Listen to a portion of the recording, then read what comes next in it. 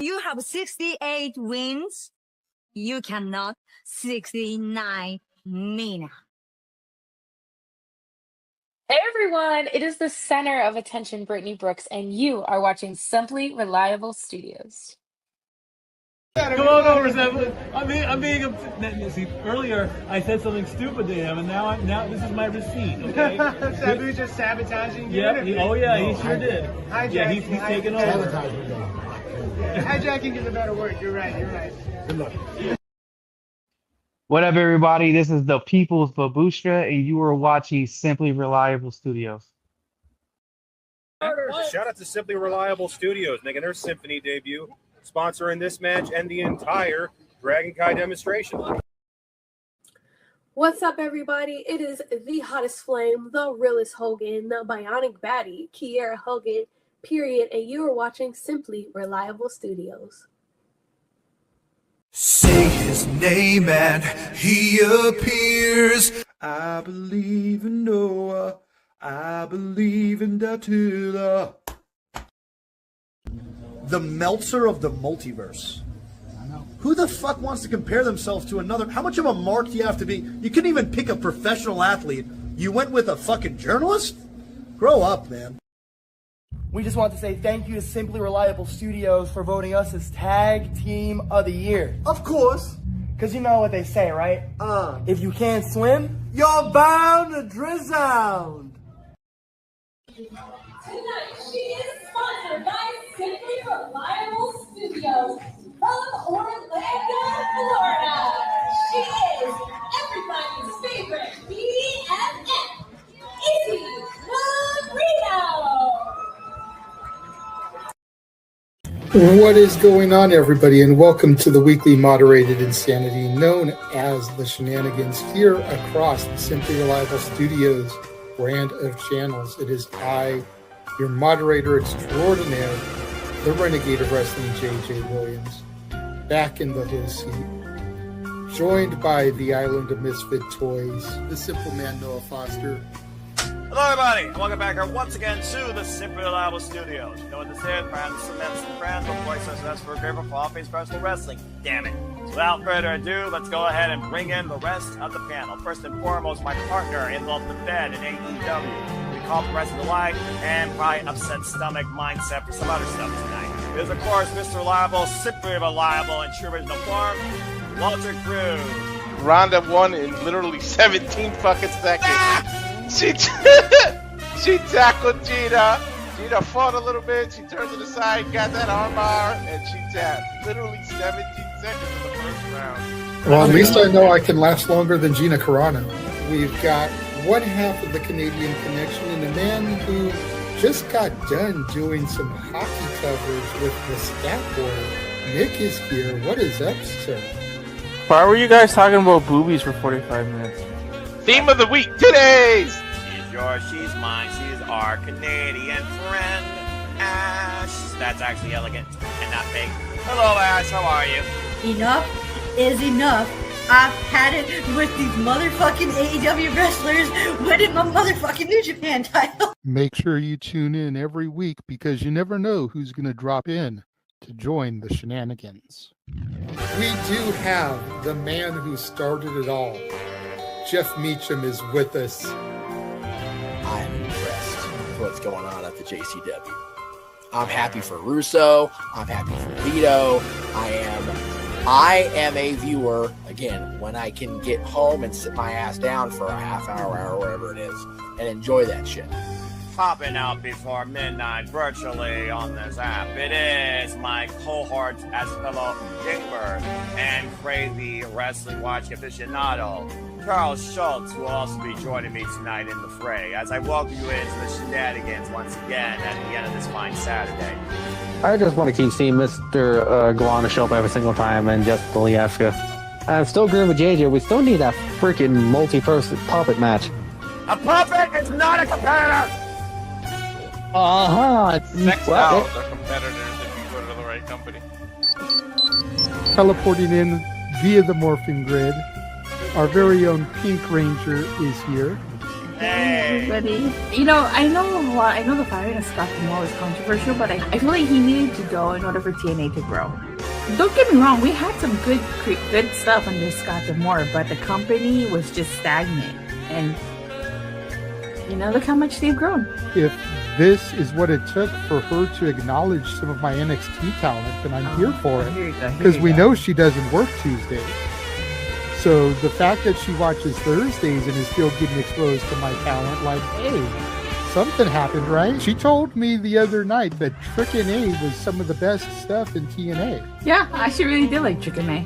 I was completely shocked and blown away to discover it was Chad Gable under that mask. I had no idea. I would have never guessed it. I never saw it coming.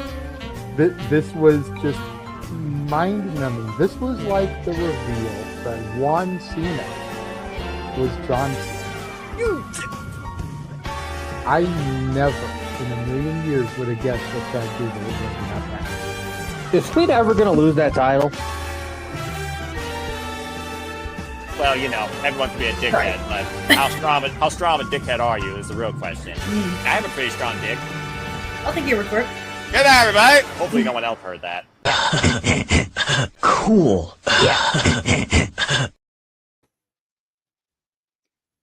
I'm not sure how appropriate that last joke was for a Sunday afternoon,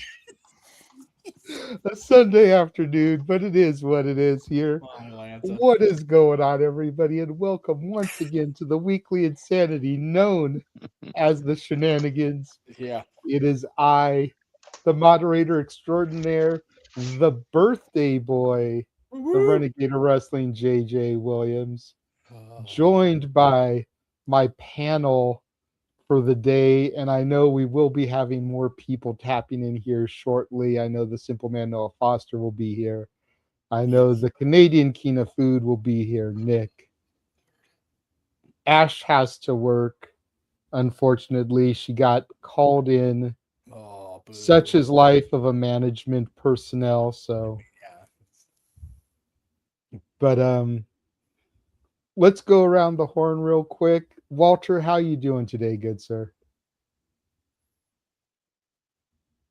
He's still good. He's You're not muted. muted. He can't believe how good he is. He's exactly. I'm all right. How you doing as the birthday boy is the real question, but I'm hanging in there.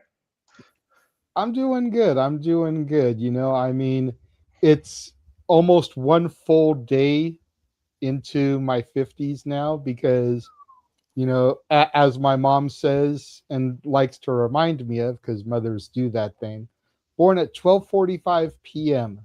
on the 22nd. So at 12:45, you know, considering I'm West Coast, I will have completed one full day as 50. So we'll be on the air for that.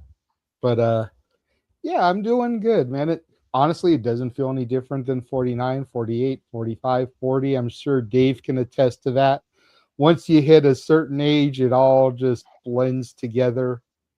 You know, people want to talk about, oh, well, physically, you know, your back, your knees. Like, shit, I've had those issues since my 30s after 10 years of backyard wrestling. Exactly. You know, so it's like I've been dealing with that for at least 15 years, if not closer to 20 years. I had that in my 20s because of wrestling. Yep. But yeah, man, I'm doing good. Thank you for asking. I see Pop in the chat. Always good to see my dad chiming in.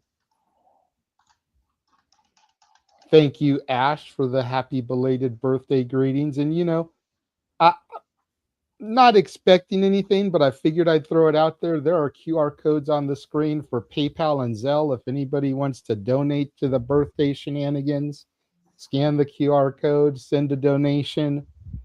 You know, no, don't super chat today because even if I hit $100, I'm not going to see that for a minute. So yeah, if you want to donate now, scan the QR codes, make a donation do it now to the birthday festivities. Mr. Meacham, you're not always around as much as you'd like to be. The Mauska Mafia keeps you locked up in the Toontown jail a little bit more often these days. It's nice to see that you're getting a conjugal visit. You're getting a weekend pass. Right? Jesus. How are we doing this afternoon before you have to report at about 2:45, 3 o'clock? If memory serves what you message, you hard out at 2:45. Hard out, which means 2 hours after you complete that first day, I got to be out of here. So at 12:45, do you actually qualify for Lily Bird specials, or is that like 5 more years? 5 more years. That's 5 more years. That's 55. 55. Okay. Hell, you know what? But you know what? You never have to be a kid, so it's okay. That might be when Renegade's Reviews comes back too, because then I'll be able to get senior discounts at the theaters. Wow. Okay, so I got 5 good years of me to the movies before I get before you come back. Okay, good to know. Well, JJ qualifies for AARP at 50 though, so there we can go. qualify for. Dude, ARP is no joke. They got a solid plan, man. I'm here for that shit for JJ. Okay. Music. Let's just have one person produce, Walter. I appreciate the happy birthday. Hopefully that was non-copyrighted. But Happy birthday is not copyrighted, period. Let's just have one person run the board. There are more than enough graphics, more than enough videos, more than enough sound bites in here. And he just popped in. We don't need him taking 10 minutes off right as he comes into the screen. So You won't take 10 minutes off for happy birthday. I would like to hope that on my birthday, Noah, you will not dip until it's time for you to go to do lockdown. For my birthday show, put the phone back. We're not doing nighttime shenanigans. You don't have to go to church in the morning. You're fresh from church. That's right. That's fair. Let's allow us to engage in some good conversation and shenanigans until you have to dip to do lockdown. Well, considering tonight is mid, and I can't wait next weekend to go all freaking in. Fine, I will allow you that freaking privilege of my time. And that being said, happy birthday, JJ. But I got hot over face roast beef to eat. So that being said, I'm out off screen. That's fair enough. At least until you're done eating, you know. Fair enough. I'll do that. So what I'll do in the meantime is I'll move you down and I'll move Charles over for the QR code there. But Noah, how are you doing tonight, good sir? You always have to try to do something like that. Like I said, same stuff, different day, but that's okay. I'm blessed to be alive every day, whether I work 9 to 5, which will happen tomorrow. Overall, though, I'm feeling all right. It's a great day. It's Sunday, the day of rest, the day to always remind yourself why you're grateful to be here in this life. And overall, it's a special occasion, as you said. So in all seriousness, happy birthday, JJ. Cheers and God bless you.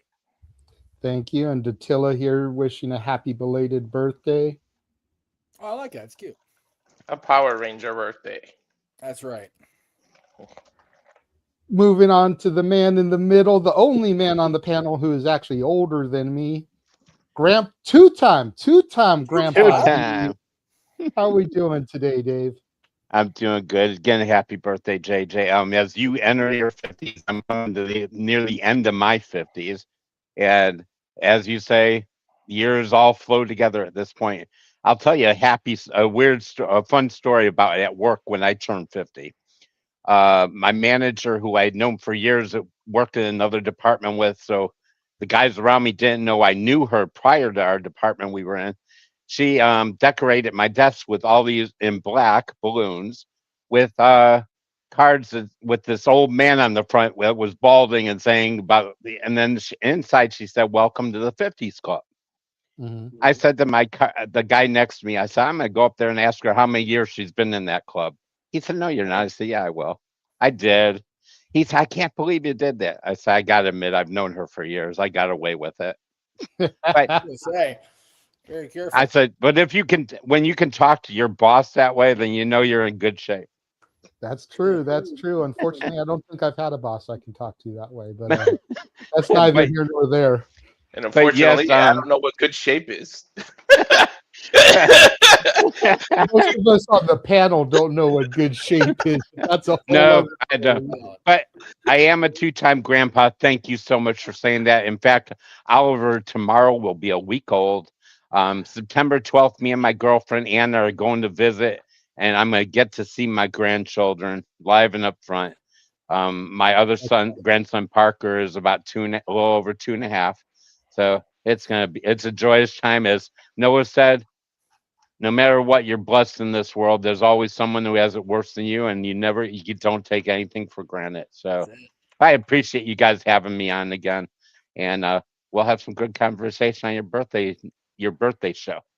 Absolutely, man. We enjoy having you. We enjoy having all the extended family of the No DQ Galaxy. Again, shout out to Boss Man Rift for allowing us to broadcast on his channel, for bringing us together through the No DQ review.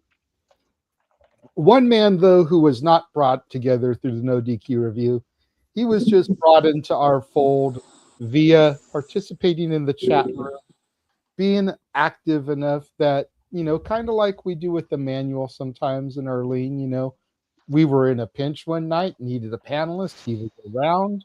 He was like, fuck it. Send me the link. I'll pop in. He came out of the sewer for the first time and been popping up and down every now and again since then. The only man who proclaims himself a member of Chase University like myself, Charles Schultz, is here, the creator of the Peanuts game. How are we doing, Charles? Oh, I'm doing good. Also, happy birthday to JJ. Thank you. I wish you got that in there. But I'm doing great today. Good. I almost didn't know if you would join us with it being so early. Usually you tend to join stuff that's a little bit later in the day. So Enough going on. Appreciate you being here. So where do we begin is the epic question. I was thinking about things, and traditionally, when you're having a birthday show, you want to keep things kind of lighthearted, sort of fun. But I've been working, driving, listening to WWE radio as I do during the day when I don't have a passenger, hearing some of the conversations that the different hosts have, whether it's Dave and Bully, Dave and Nick, Tommy and Rick, or whoever. And I heard them discuss a few different things, and I decided to kind of lump everything into one conversation. Pros and cons of professional wrestling in 2026. Now, you listen to these old timers tell their stories, and one of the things that they touched on and talked about was like a tour bus, how certain stars get their own tour bus. Well, there's pros and cons that come with this. You've got more space, which allows longevity in your career, which allows better eating after a meal, because a lot of times all that's open is crap food, and trying to get a healthy meal after a show is a little bit harder. It allows for family to be there on these tour buses. So you're technically spending time away from home, but your family is with you. But it also comes with isolation from the boys. You don't have to get dressed in the locker room. You've got your own private space. So now you're losing out on the bonding, the fraternity that is professional wrestling in the locker room. Same thing when the shows are over and driving from town to town. A lot of education came in those car rides. The rookies riding with the legends, driving the legends, picking the brains of the legends of the business. You don't get that if you're on your own tour bus. Pros and cons, like the lack of live events. You're not out there 300 days a year anymore, destroying your body. Wrestlers having short lifespans. but you're also losing the ability to get some of these younger talents reps. You're losing the ability to get some of these talents that aren't getting TV time because there's not enough TV time to let them get an opportunity to get over in front of a live crowd. You know, pros and cons like moves, just moves in general. You think back to the 80s and a DDT was a finisher. Now it's a transitional move. Then you evolve into the 90s and a super kick was a finisher. Now you see matches where people hit 10, 15, 20 super kicks in a match, can't put anybody away. Then you evolve into the 2000s and the Canadian Destroyer was a finisher. Now Penta can barely put people away with his Destroyer. You know, and the moves have to get more and more elaborate, more and more crazy, more and more jaw-dropping, awe-inspiring in order to try to woo the crowd and be devastating enough to put somebody away. Just all these little things. And then, of course, there's social media, you know, which is something we've talked about before. The greatest thing and the worst thing to come into the world of professional wrestling, because social media allows fans this voice to say what they want to say while at the same time remaining anonymous, because they don't have to worry about getting punched in the face for their opinion. You know, and people harassing wrestlers, stalking wrestlers. Everybody with the keyboard thinks that they're a script writer or a journalist. And like, we all know that I love to fantasy book around here, but I also don't take myself that seriously when it comes to some of these things. So I've just been thinking about all these different pieces that kind of intertwine themselves, the pros and cons of pro wrestling these days. And I want to go around the room and kind of get everybody's thoughts on this, because I think this is a very interesting, engaging conversation, because we've all got different ages in here, different lengths of time watching product, different product that we engage in and follow on a consistent basis. So as the old man in the room, Dave, I'm going to come to you first. You've been around longer, watched more than most everybody else here. What are your thoughts on this? Boy, you had a tough thing and you came to me first. Well, you mentioned a couple of great points, and I think it's a pro and a con at the same time as the house shows. I think we need more house shows for the youngsters, obviously, definitely, because we see too many missed moves, and I think they need repetition if they're not being shown on TV. The only thing is with that is if you do more house shows, you really have to center it around the younger people that need the work. Now, will they draw crowds? That's the question right there, because will WWE do a show that's not going to draw as many crowds, or do you have to at least have one or two main eventers at least there? But they definitely need more repetition. They do some of these house shows like when they go overseas, and recently they did some around SummerSlam. But I think definitely the con is we need more of those. But the pro to that effect, and you mentioned it, you can't have these guys working 300 nights a year anymore. You just can't, because it's gonna kill them. And that's why I think if they do more house shows and incorporate all the younger guys and ladies that are on the main roster, and then sprinkle in veterans here and there, not make Cody Rhodes do all the house shows that they do, but do other people, like center it around maybe Cody one for a few shows, Hunk around a few shows, Randy maybe, We know Roman probably won't because he has a contract that probably is going to make sure he doesn't have to do any. But who knows? That definitely is a pro and a con right there. The con is another con is I think the stories are not, and we talk about this all the time. The writers are outdated. We got outdated writers.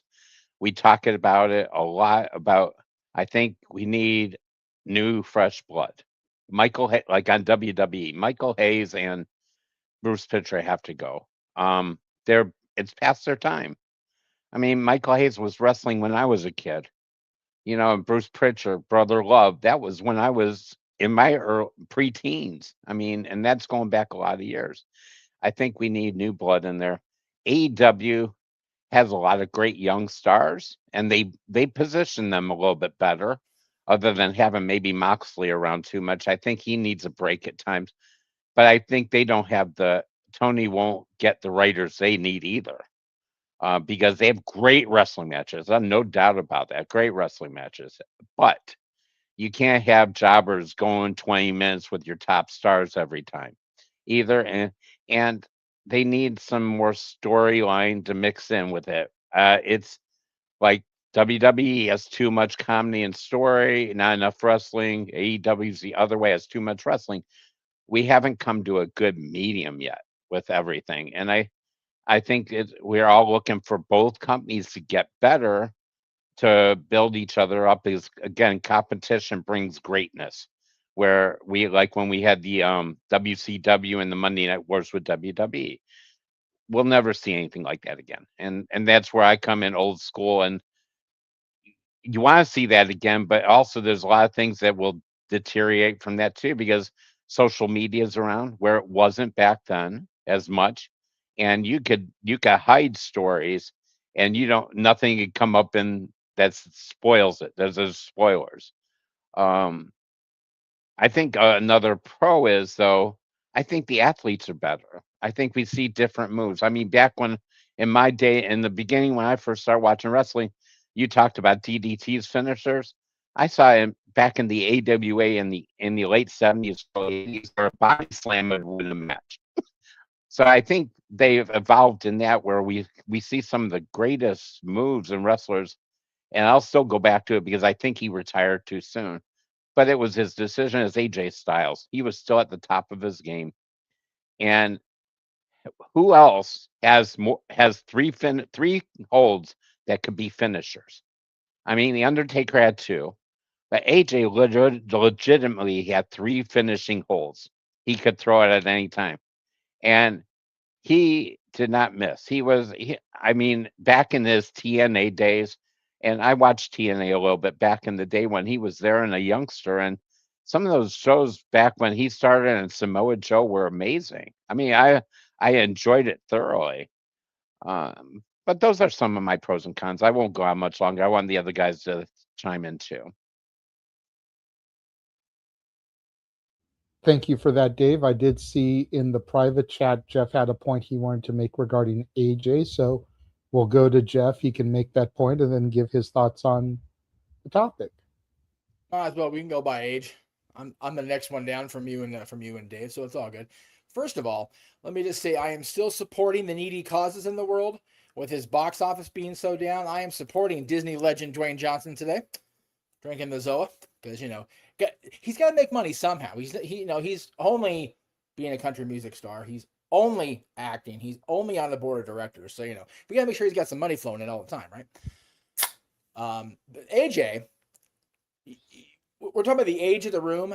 AJ Styles' son is making his on-screen debut at TNA tonight. Fuck all that getting old. Okay.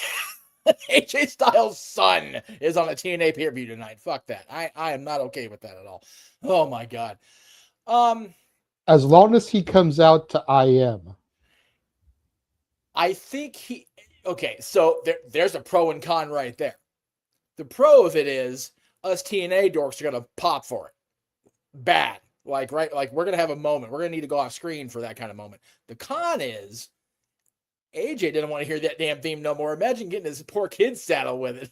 You know what I mean? So it's, there's good and bad there. You mentioned the buses. That's a definite pro for me, because so many people that I've known in the business that have been around since the days before the buses regret not having the buses when they could have.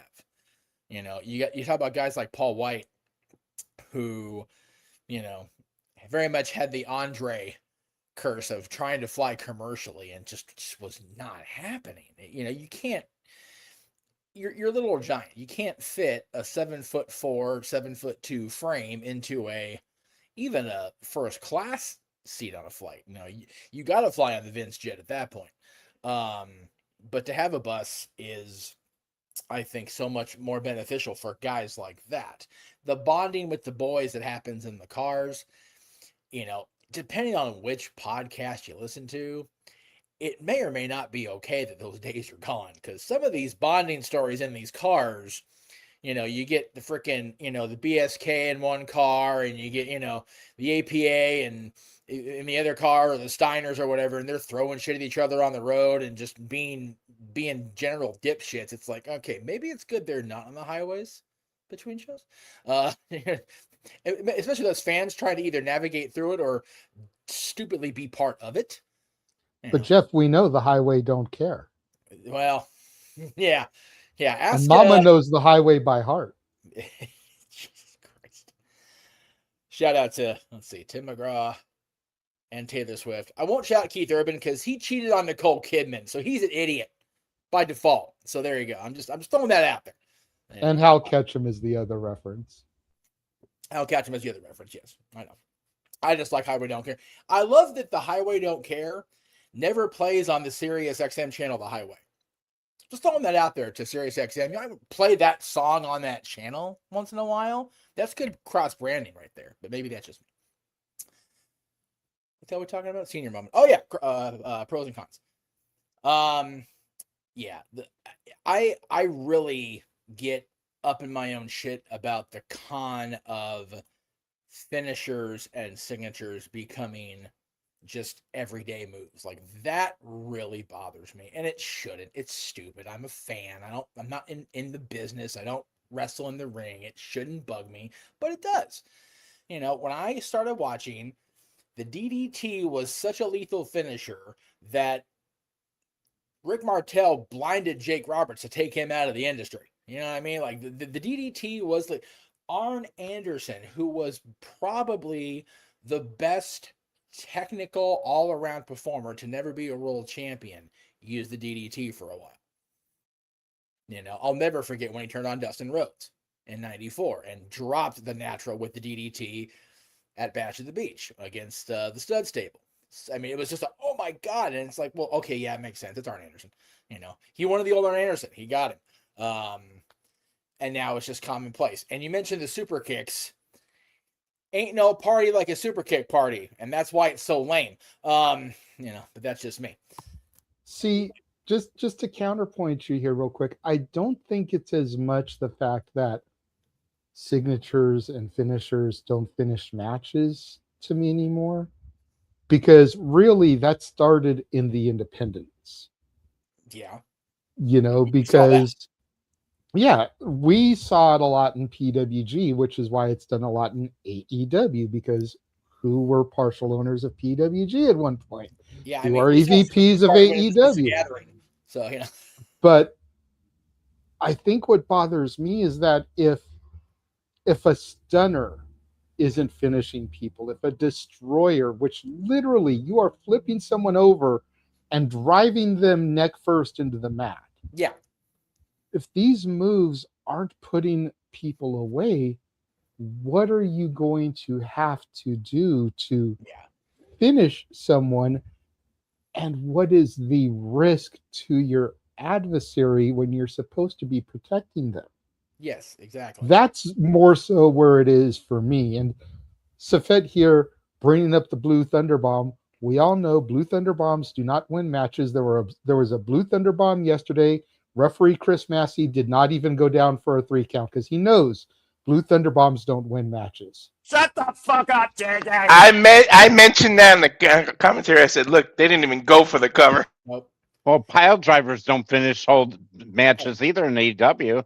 They Chris get pile driven all Massey- the time. Chris Massey will attest a well-played theme song will finish somebody before a Blue Thunder Bomb, by God. But you know, that's just what I'm saying, Chris. Shout out to Chris Massey. We love Chris Massey. Crazy fool. But the long lost Jackson brother, if you know, you know, folks. But I digress. But yeah, you're right on that. It's you know, JJ, you and I were fans and diehards watching TNA and popped so bad when PD Williams came into PWG. We're like, oh my God, we're going to see it in person. Oh my God. Oh my God. And then he didn't do it the first show, motherfucker. He didn't do it until a couple shows in because he sucks, fucking PD. He did it on night 2, which you were at Yeah. the Hall of Fame and I wasn't there for. Right. Yeah, exactly. It's like, damn you, PD. Like Yeah, we fuck were you, joking PD, for night that. one. Like, yeah, big old fuck My you. brother from a Canadian mother, but that's a whole other story. Yes, we love Petey. And dude, he's one of those guys that if ever there should have been an agent for WWE after his career is over, it's Petey Williams, man. I'm so glad he still has a job. But yeah, his move was devastating 20 years ago. And now it's still a finisher for guys like Penta, but it is still used way too much. And the risk on that, like you said, it's a literal pile driver. The pile driver was banned for a long time in wrestling, especially in WWE. You know, but the Destroyer, I forgot Adam called it Panama Sunrise. Is that what Adam Cole used to call it? Okay. Correct. Correct. All right. So, yeah, that's just as lethal in 2026 as it was in 2005, 2006. But nobody's finished by it except on the rare occasion. So how high does the risk go, and what is the reward if your opponent, your in-ring partner, your friend ends up going to the hospital because of it? Not happy. It's really not. And I definitely think that's a byproduct of the upping the ante on high risk in wrestling. You know, the endless debate between the Meltzer marks and the diehard, you know, fans, you know, the fans of the sports entertainment part of it, you know, which is more important. You've got more people in wrestling now saying, without a story, you've got nothing. Becky Lynch just said it. It wasn't just her saying it either. It was everybody, but Becky Lynch in particular said it. ESPN said it. Bleacher Report said it. Sports right. Illustrated said it. NoDQ.com said it. That's right. And Becky Lynch knows NoDQ.com said it because she acknowledged it. So, damn it. But I think the biggest pro con for me is the sacrificing of the storytelling in order to placate the move marks. That really is for me the biggest difference between when I started watching and as I watch now. When I started watching, it was all about the presentation. You know, the biggest fandom I had was for a guy that had less than 5 moves of doom back in 1990. Unless you watched him wrestle in Japan, then Hulk Hogan was the greatest wrestler of all time. You know, but now if you can't do these, you know, these 5-6 star move sets, then today's fan seems almost jaded by it, and I find that very disappointing. Anyway, yeah, just the fact that one of the greatest matches of all time really didn't have a long dramatic story behind it, but the way they did the match was the story. Their interaction was the story. AJ, Daniels, and Joe. One of the best matches I've ever seen, live, in person, on TV, whatever. And the only story was, who's the best wrestler in this company? And that's all we needed. No, 100%. And, you know, again, it kind of goes to the smart marks because TNA in 05 was the AEW of 2021, 2022, where if you were watching TNA, you knew who these people were. So if you were watching Unbreakable in 05, you knew the history these 3 men had with each other separately.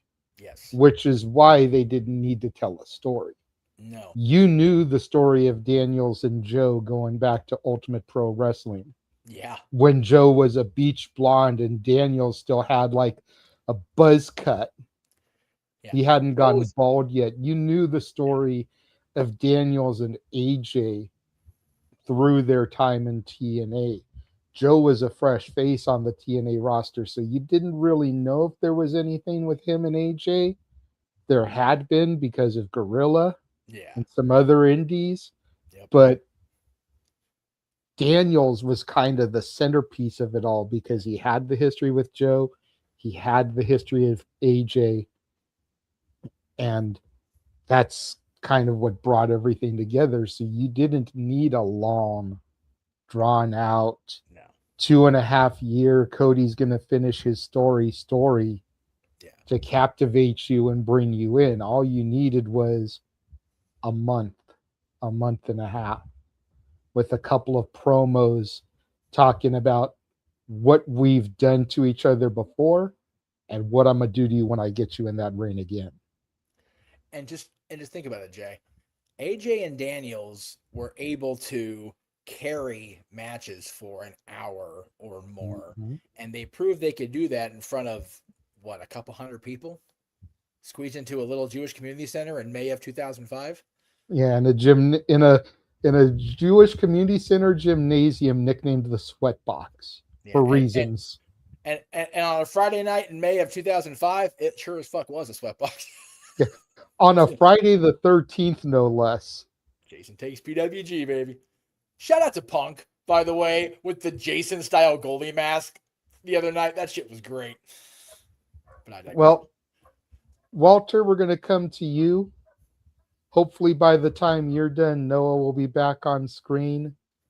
If not, then we'll go to Charles. But Walter, what is your take, good sir, on these topics?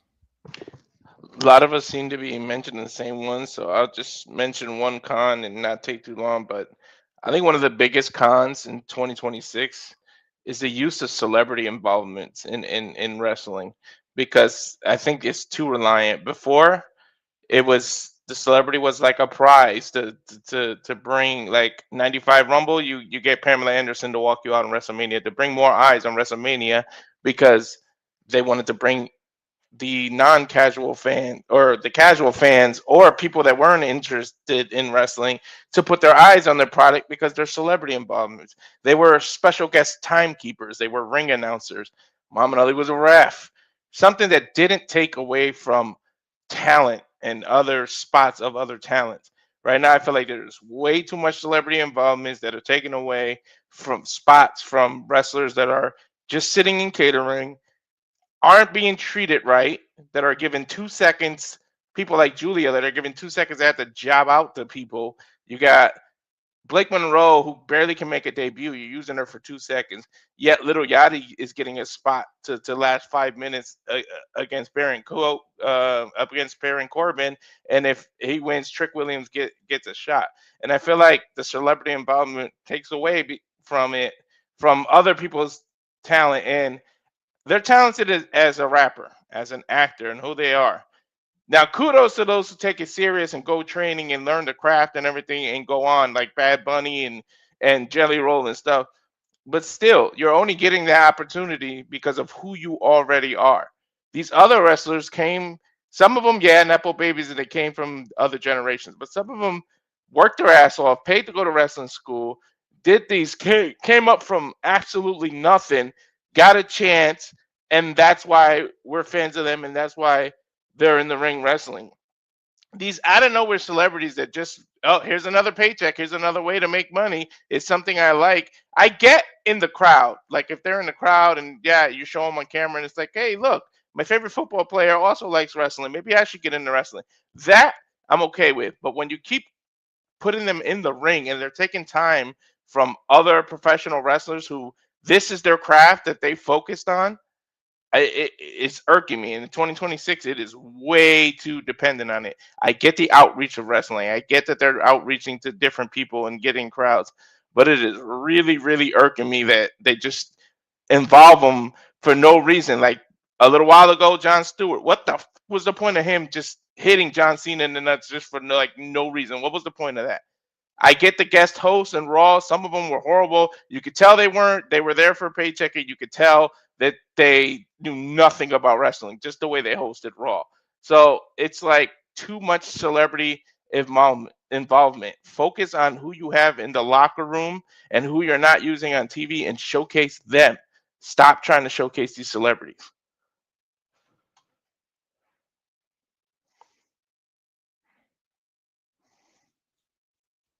Yeah, I didn't even think about that one, honestly, because for as long as I've been a part of wrestling and watching wrestling, celebrities have been a part of it.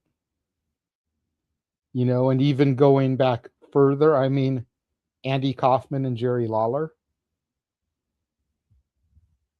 You know, so that's something that really didn't cross my mind. Now, does Fort Worth ever cross your mind? That's another story. But celebrities in wrestling was not something that crossed my mind. I love that I'm popping Jeff because he's getting every single one of these references I'm dropping. But that's a very good point because I do feel like in the last 5 years, we'll say ever since I came back to wrestling during the pandemic era, they've really kind of been reliant on this. You know, you think about Johnny Knoxville and Sami Zayn. You think about Pat McAfee. You know, like you mentioned, Lil Yachty is getting a match at Saturday night's main event.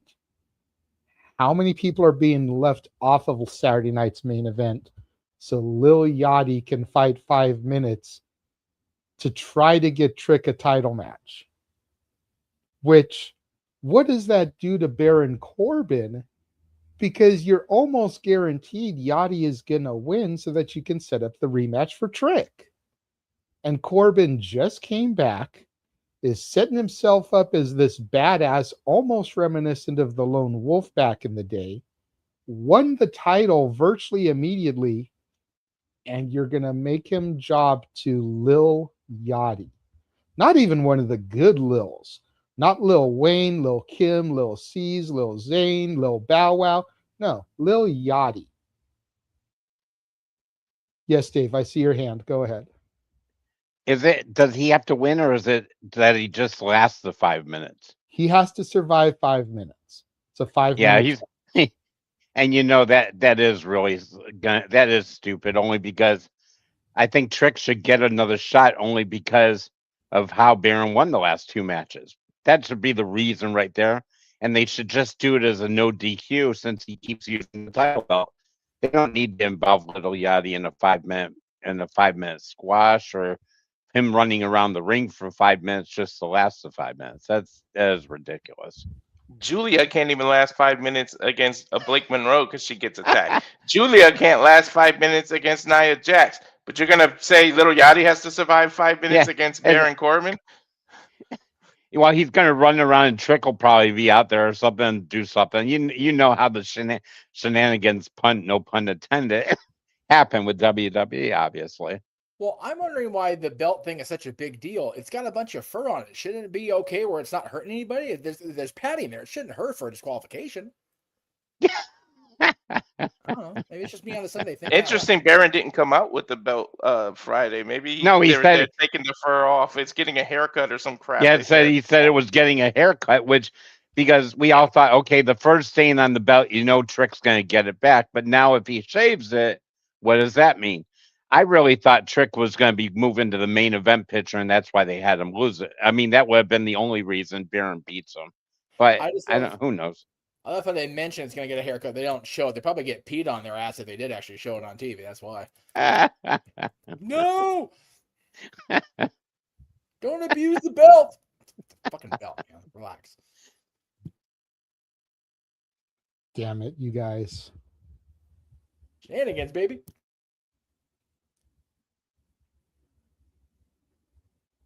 All right, Charles, go ahead, good sir. Oh, great. Here we go. Right on me. All right. I agree with the pros and cons of pretty much what everyone is saying. Now, admit, I did start watching full wrestling in 2004, so. And I used to. Only until when I started watching stuff, seeing about all the cons, basically, which I agree with. My brain's all over the place. But, No yeah. worries. Yeah. I agree with all the pros and everybody's saying. And also, did they really announce Lil Yachty versus Baron Corbin? They did. Okay. Yep. They gave All it its right. own graphic for the Sunday night main event. It's got its own graphic and everything. It is official, as Pierce would say. Yeah, and Trick is the small figure behind Little Yachty too. They That mentioned. popped me. I'm not gonna lie. Like, oh man, that's why this shit's on What? Peacock on NBC. I'm just Oh gosh. just throwing it out there. Wow. Okay. Yep. Yeah. Move on now before I go into a tangent. No, please go into a tangent. Tangents equal ratings. Tangent. Okay. I'm sitting here multitasking. I'm sure you guys saw me with my head down. I usually don't disrespect and do that, but I have been communicating via message to some people that we will be discussing during the shills. So, please, by all means, rant, because it gives opportunity for them to get back to me. There you go. You know what? That works. What the hell has happened here with Trick Williams? What the hell? Ever since the fact that he brought up Corbin's going to shave the thing. Yeah, I don't believe that. I just don't. I question the moment ever since Corbin kept the title the same. Like, oh, that belt's going back to Trick. I was like, why did you take the belt off it then? If that belt was just going to stay on Trick the whole time. But again, considering the bullshit of what has with Carmelo Hayes right now, is still more pissing me off. Ugh. Yeah, to your point, I don't think they're going to shave the title. I think they'll just give Corbin a new title without the fur. That way they can put the fur one in the little case so that when they do the Fanatics Fests, the WrestleMania accesses, and those type of things, and you look at all the title belts over the years, the fur embezzled U.S. title will be one of the ones in the cases there. Yeah, that makes sense. But still, ugh. Ridiculous.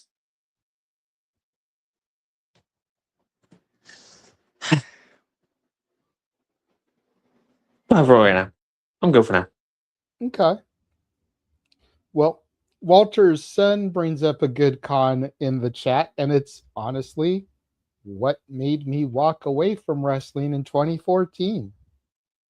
Same people in the main event all the time. No new faces, especially in WWE. Mm-hmm. I will say AEW is definitely better about that. However, when it comes to certain stars, they have become too reliant on certain names as well. But definitely WWE is the more guilty party when it comes to this. All right, we have saved you for last, good sir. The simple man, Noah. What have you got to say about this?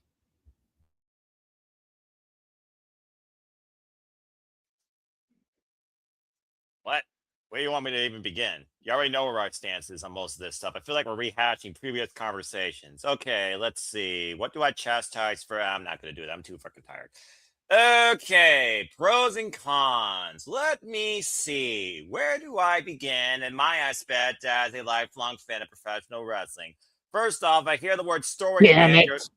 First off, I hear the word story again. You're going to force me to go into drinking. Well, I'll drink myself into intoxication when it comes to the aspect that everything needs a fucking story and we're overrated than some cheap-ass, pissant B-level reality show when you can't consider two people going to ring bell to bell to prove who the better person is in the highest quality of degree when it fucking matters. Secondly, if you only rely on freaking big-name merit as big as freaking Mike Tyson and Jake Paul with an Underwoman performance and under freaking 5 minutes just because you're that damn important to pop culture versus trying to push forward the future of somebody that actually worked their way in this business, you can fuck off.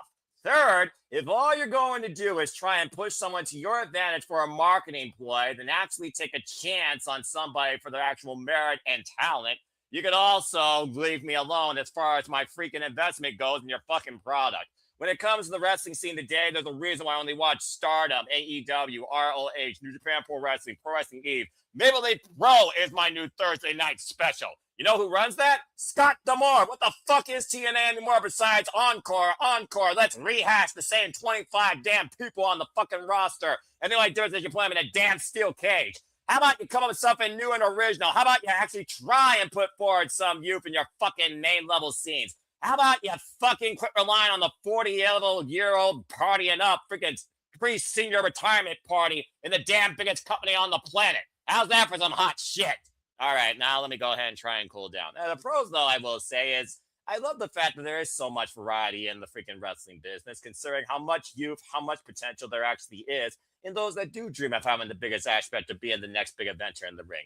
We see the likes of Kyle Fletcher and Kevin Knight, for example, in AEW as key exceptions, the growth and evolution of Sky Blue and Julia Hart, and the depth of the women's roster in AEW across all scenes really being pushed forward as a potential. It is a great thing to see right now where women's professional wrestling is, despite the fact it's still extremely muddled on SmackDown, and those names you mentioned already boil my blood considering what they used to be. Then again, professional wrestling is a whole different definition in the WWE. Don't get me started on that shit. So, yeah, if all I hear is that everything needs a story and all you're looking for is a Telemundo or a freaking overrated Fast and Furious remake in your damn wrestling ring without a kiss scene by some overrated celebrity, get out of here, all right? Bryan Danielson once said best, the story is two people going inside the ring bell to bell to prove who the better person is when it makes sense. You're freaking almost contradictory yourself when you talk about Unbreakable Triple Threat when it came to the better rest of those three, considering those that knew those three men's history versus some overrated VAR in and out, promo, same damn cut shit, different city, freaking disqualification wrap-ups, pick your poison on a week-by-week basis. So yeah, I think the fact of the matter is that too many people look back on what the wrestling business was, and what the wrestling business was, it wasn't as in-depth to possibility versus the variety we have today with the talent that we are seeing. But again, the pro is the fact there is so much talent. It's a matter now of you actually try to exploit it for what it's worth, especially in the Fed when you don't have somebody over 40 fucking years old constantly ruining the main event scene because they're freaking Nepo baby, overrated, polarizing, Samoan blessed, freaking daggum overrated idiots. But anyway, that's just a few of my takes. And I could go deeper, but that's not about what this forum is. But bottom line, there's so much variety in the talent, but there's a lack in exploiting it, especially in the Fed. That's one of the biggest cons. But the pro is there is still hope for the future, just very little in places versus others. I'm still holding out for TNA. I'm TNA faithful. I see the best evolution in the AEW roster. I love Ring of Honor. And I still have my foundations in Stardom, Pro Wrestling, even New Japan to keep me going. It's amazing how much New Japan Pro Wrestling this year alone has really evolved with the young, youthful talent, finding their own identity, not only in the character they bring, but how they wrestle in the ring. Uya Mara and Rike Oiwa are two prime examples of that. Maybe if people actually learn how to use the damn streaming service that's only $9.99 versus an overrated $30 bullshit for one freaking thing a month that isn't even worth $30, they actually would be able to find joy in wrestling again. That's all I have. Yeah. Good thing JJ went to me before Noah, because I could not be able to follow that. No chance. Oh, Noah. I think cutting major promos. JJ, that's just me, side directing over here. Don't mind me. Jesus Christ. Damn, no. That was a rant. That was a rant, Charles. And that was a great open-faced hot roast beef sandwich that I just finished for the second time. I can never follow Noah, everybody. I can't with that one. Hey, that's like me at karaoke following the best singer in the room, and then they put me next. Don't get me started on that, bless. Uh-oh, don't say that word. Reason, Momo. Out of this group, Noah is the best singer in the room. Valid as hell.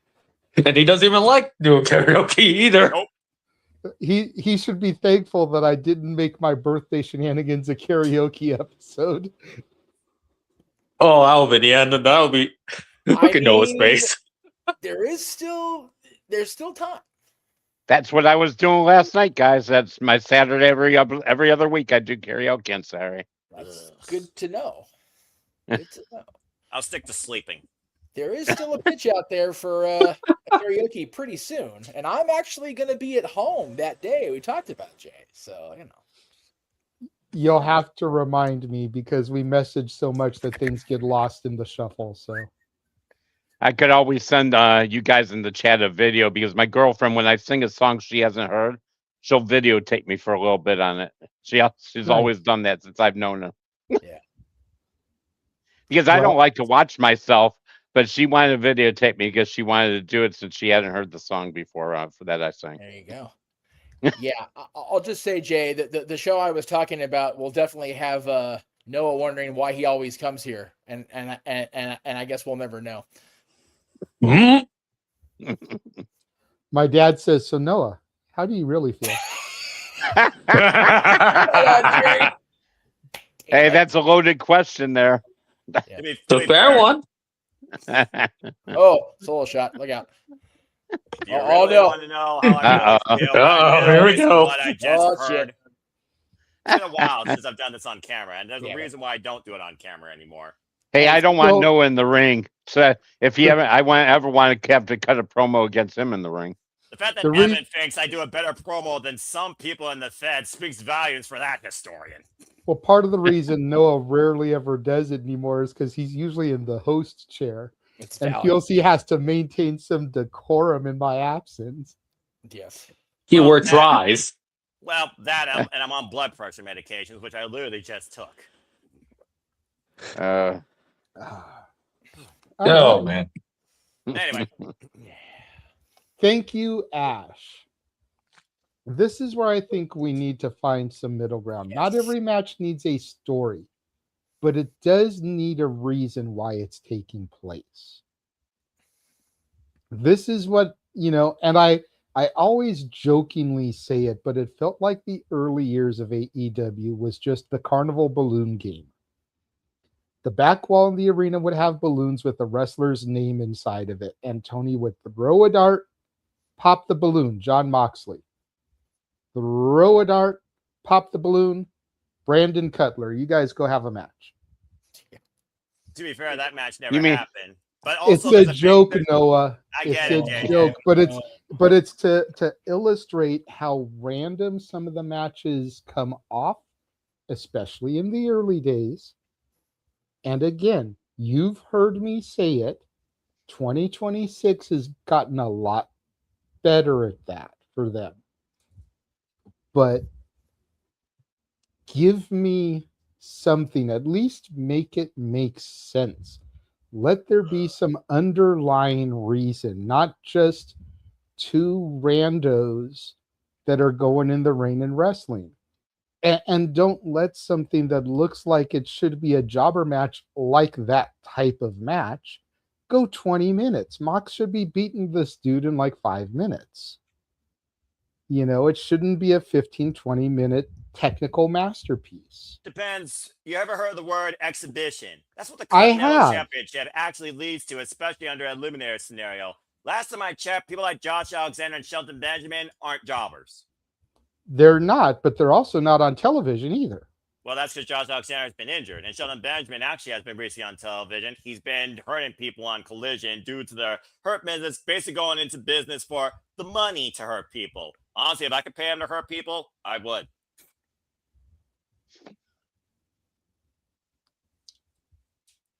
I don't mind seeing an exhibition with two people that show potential in what they could possibly be, either on their own or in a feud. Hell, Ring of Honor was founded upon that for quite a duration of that company's existence. Sometimes to get a chance on a person or a couple of young wrestlers It's just a matter of getting 2 men or 2 women in the ring and see what the fuck they can actually do within a decent time limit. Not necessarily 15 or 20 minutes, but 10 minutes. Proving grounds, for example, against Athena, have shown that close to the 10-minute mark, and the only one that went to a draw was Maya World. Where's Maya now? Oh, yeah, the face of TBS. Agreed. So again, to Ash's point, sometimes all you need to do is put the people in the ring and see what can be created based on either their history that we may not know about, that's what the commentators tell us, or the history you think that they can make because maybe there's something similar in their styles. So at the end of the day, devil's advocate, I'm going to continue to be for as long as the word story exists, and that seems to be the biggest reason that people have some sort of affixation in or against wrestling.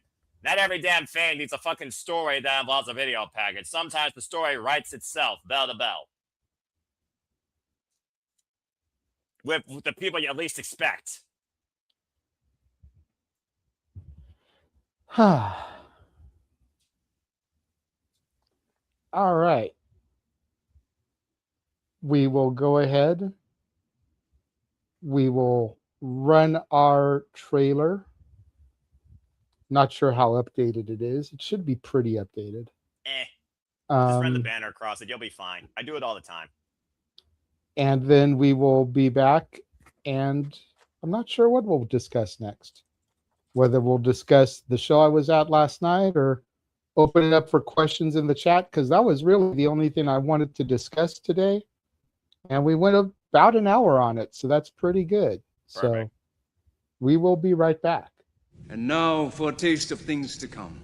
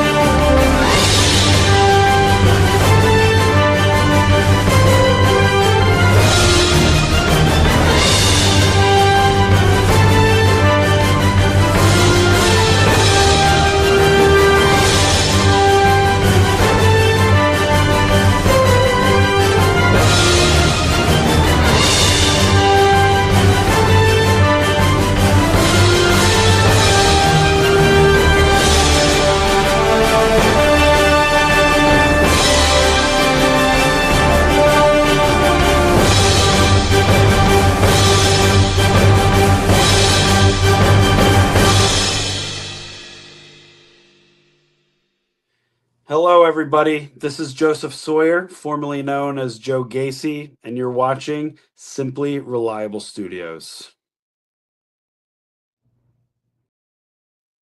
Even I can say there's some worthwhile thing in that trailer. And as always, there's Super Reliable Studios, folks, we truly encompass, embrace, celebrate, pontificate, analyze, criticize, and react to all the wrestling.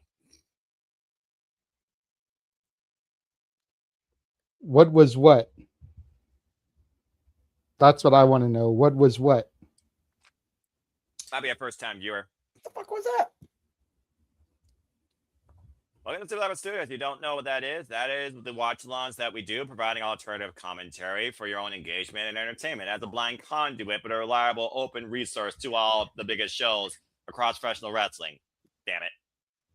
Yeah. Not gonna lie, I'm glad I'm gonna be in SoCal or in my own residence for that one weekend. Money in the Bank and Bound for Glory in the same weekend. That's pretty awesome.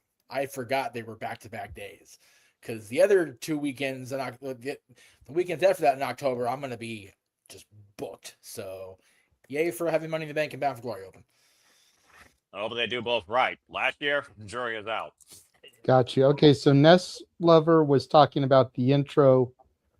That's Shang Tsung from the original Mortal Kombat. Ah, yeah. No, a taste of things to come. Yeah, they're very Yeah, similar. and now a taste of things to come. I always thought that was a great like little clip, and it leads perfectly into our watch alongs. It's like, and now for a taste of things to come, and this is all the stuff you'll be seeing us cover across the Simply Reliable Studios. If you are a new viewer, not only do we do the Shenanigans here, which is traditionally on a Saturday night, Correct. 11 Eastern, 8 Pacific. We're only doing a brunch version today because yesterday was my birthday. I was at a wrestling show. When I'm unable to make it, usually Noah is the host, the filler for me. 2 hours flat. The Jay Leno to my Johnny Carson, So it's like when I'm unable to be there, usually he does it. But with it being my birthday, we still wanted the opportunity to celebrate, so we did it today instead. But we do watch alongs here, we do shenanigans, we do predictions entitled Simply Predicting, which all in Simply Predicting will be when, good sir? As of right now, I think I'm going to stick to my usual, which is 11:30 p.m. Eastern Standard Time this Thursday. So let's make it go! So there you go. So we'll be doing Simply Predicting for that. You also have the Simple Sessions with Noah and our Canadian friend, Ash. Giving our simple take away from G1 Climax and getting up to some Monopoly tomfoolery in this session's Baddie Games. Stay tuned for more on that. I almost feel like I should be there for the Monopoly part because I used to play people for real money in my college. I remember you telling me the story. We would bet on a game $5, $10, $20, who was gonna win, and I would clean motherfuckers out. Look, as long as I get the orange corner and the red corner, but that's a whole different conversation for another day. Y'all are fucked. Apparently, Datilla says you two still need to do a simple session.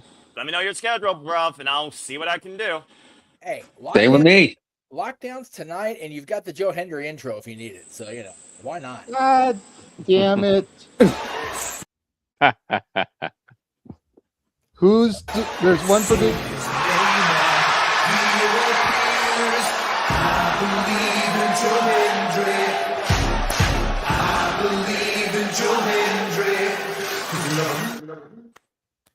Say his name. Or be cursed. Don't even start, Noah. Nope. I've already done my part. You got to rant on me for free, and then you pulled that BS tomfoolery. There's a reason why you're the moderator. I'm the participator. Nope, shut it. You all know what happens. No, you agree that the out... Hey, I don't have to agree to anything that I don't sign with my John Hancock. You hear me? You agree that we've seen John would be here until you had to dip for lockdown. That's fair. We've seen Joe Hendry's entrance more on this show than we have in the since he's on the main roster. Oh, shit. That's accurate. Yeah, I'm about to say. Remember when the intro actually mattered, though, when he actually mattered. What's he up to right now? You want me to start on that? No. Oh, God, no, please don't. Please don't do that. Hey, Jeff, we could get another rant out of Noah. Let's get another rant out of him. Don't push it. Out an hour and a half, y'all. Let's not tomfoolery around here. You know what I mean? Do you realize where you're freaking at? And I'm the one that's supposed to be the most sober and the most freaking controlled.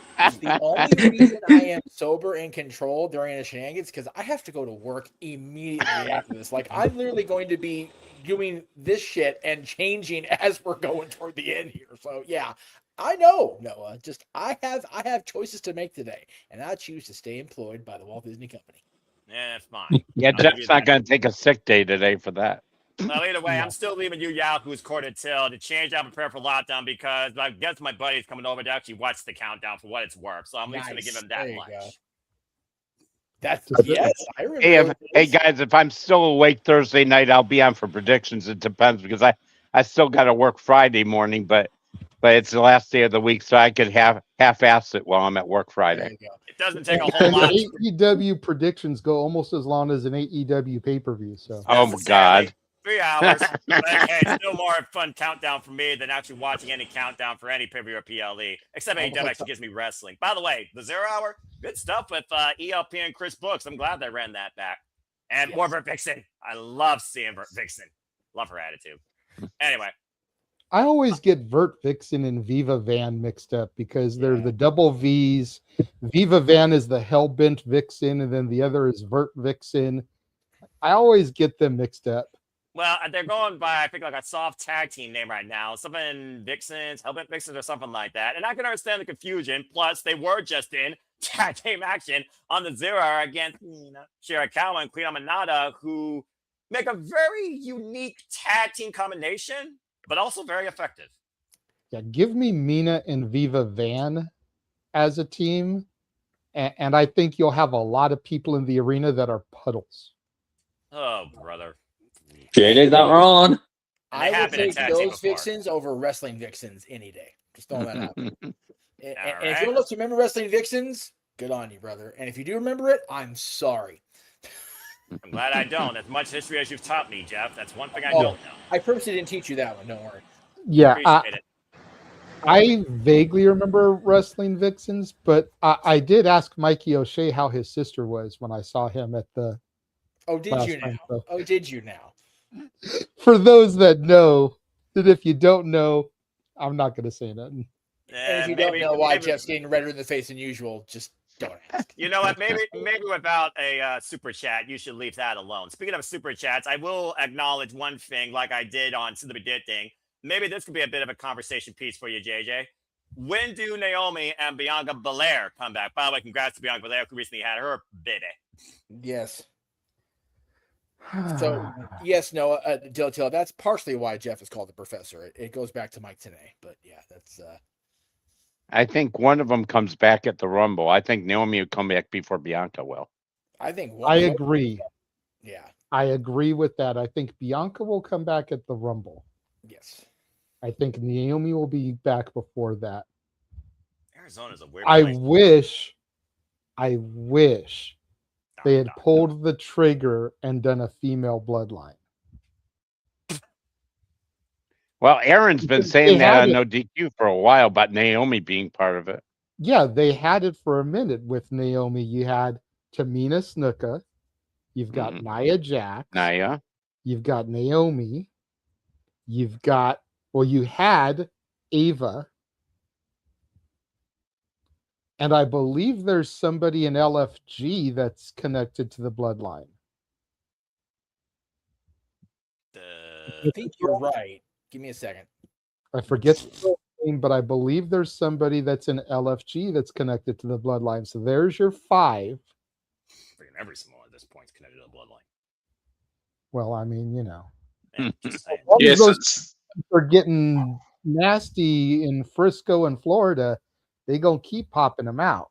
Samoa Joe's like the only one that's not related to them. Thank goodness. I've said it for years. As long as him on the Wahhees keep getting busy, ain't never gonna stop that bloodline. I called them a baby factory. They're just all on conveyor belts. Jay, I know you're right. I just can't remember who. Yeah, Like it's gonna bug me for a second. I'll find it. Hang it's okay. Ask I mean, Google AI. It'll tell it's not life or death threatening right now, but like, I'll still find it. but anywho, I did want to talk a little bit about the show from yesterday because, and I want Walter. I was hoping Nick would have been here because it's not like he didn't know we were doing Brunch Shenanigans. It's not like he didn't know what time the show was going to be. Put him on the spot. But no, MFers out, eating.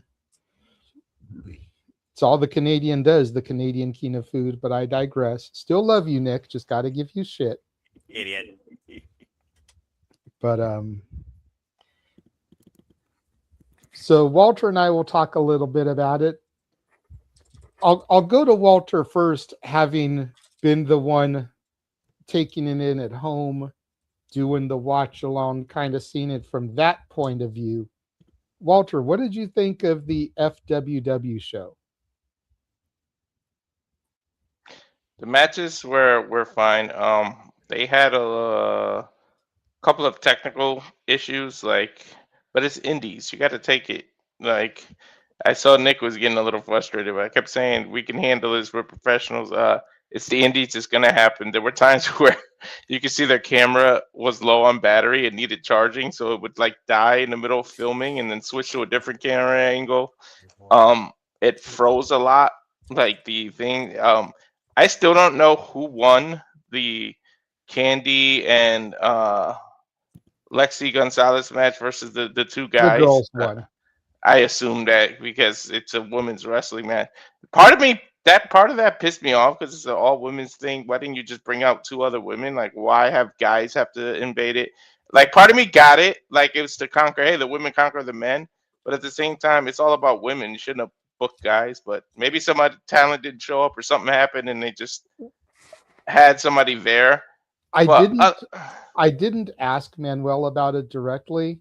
Mhm. I was talking to him off and on throughout the whole night, but I didn't Yeah. ask him about this. But I assume it was his way of giving back to the guys that did ring crew. Oh, okay. You know, and then when you factor in what Candy Girl said at the outset about how, you know, women are at best given one match per show on some of these other feds. So how important it is that there's federations out there that are devoted just to women. I feel like it was designed for the women to make the men submissive. This is our domain. This is our house. You're not just going to come up in here and disrespect. We own this place. Get out. Go back to where you came from. Yeah, I think that's what it was. But when the camera and the website was working, it was fine. Match of the night was, to me, of course, the one we sponsored. I feel like they really picked up the pace there. They were just going at it, like really fast pace, going after it back and forth. Of course, Allure would we sponsor her, and she would be the match of the night. And I'm not saying that because we sponsored her. It's literally that's where the pace picked up, and it just really was on and popping for that match. Oh yeah, P Nasty's the Samoan, yeah. Not a From nickname. LFG.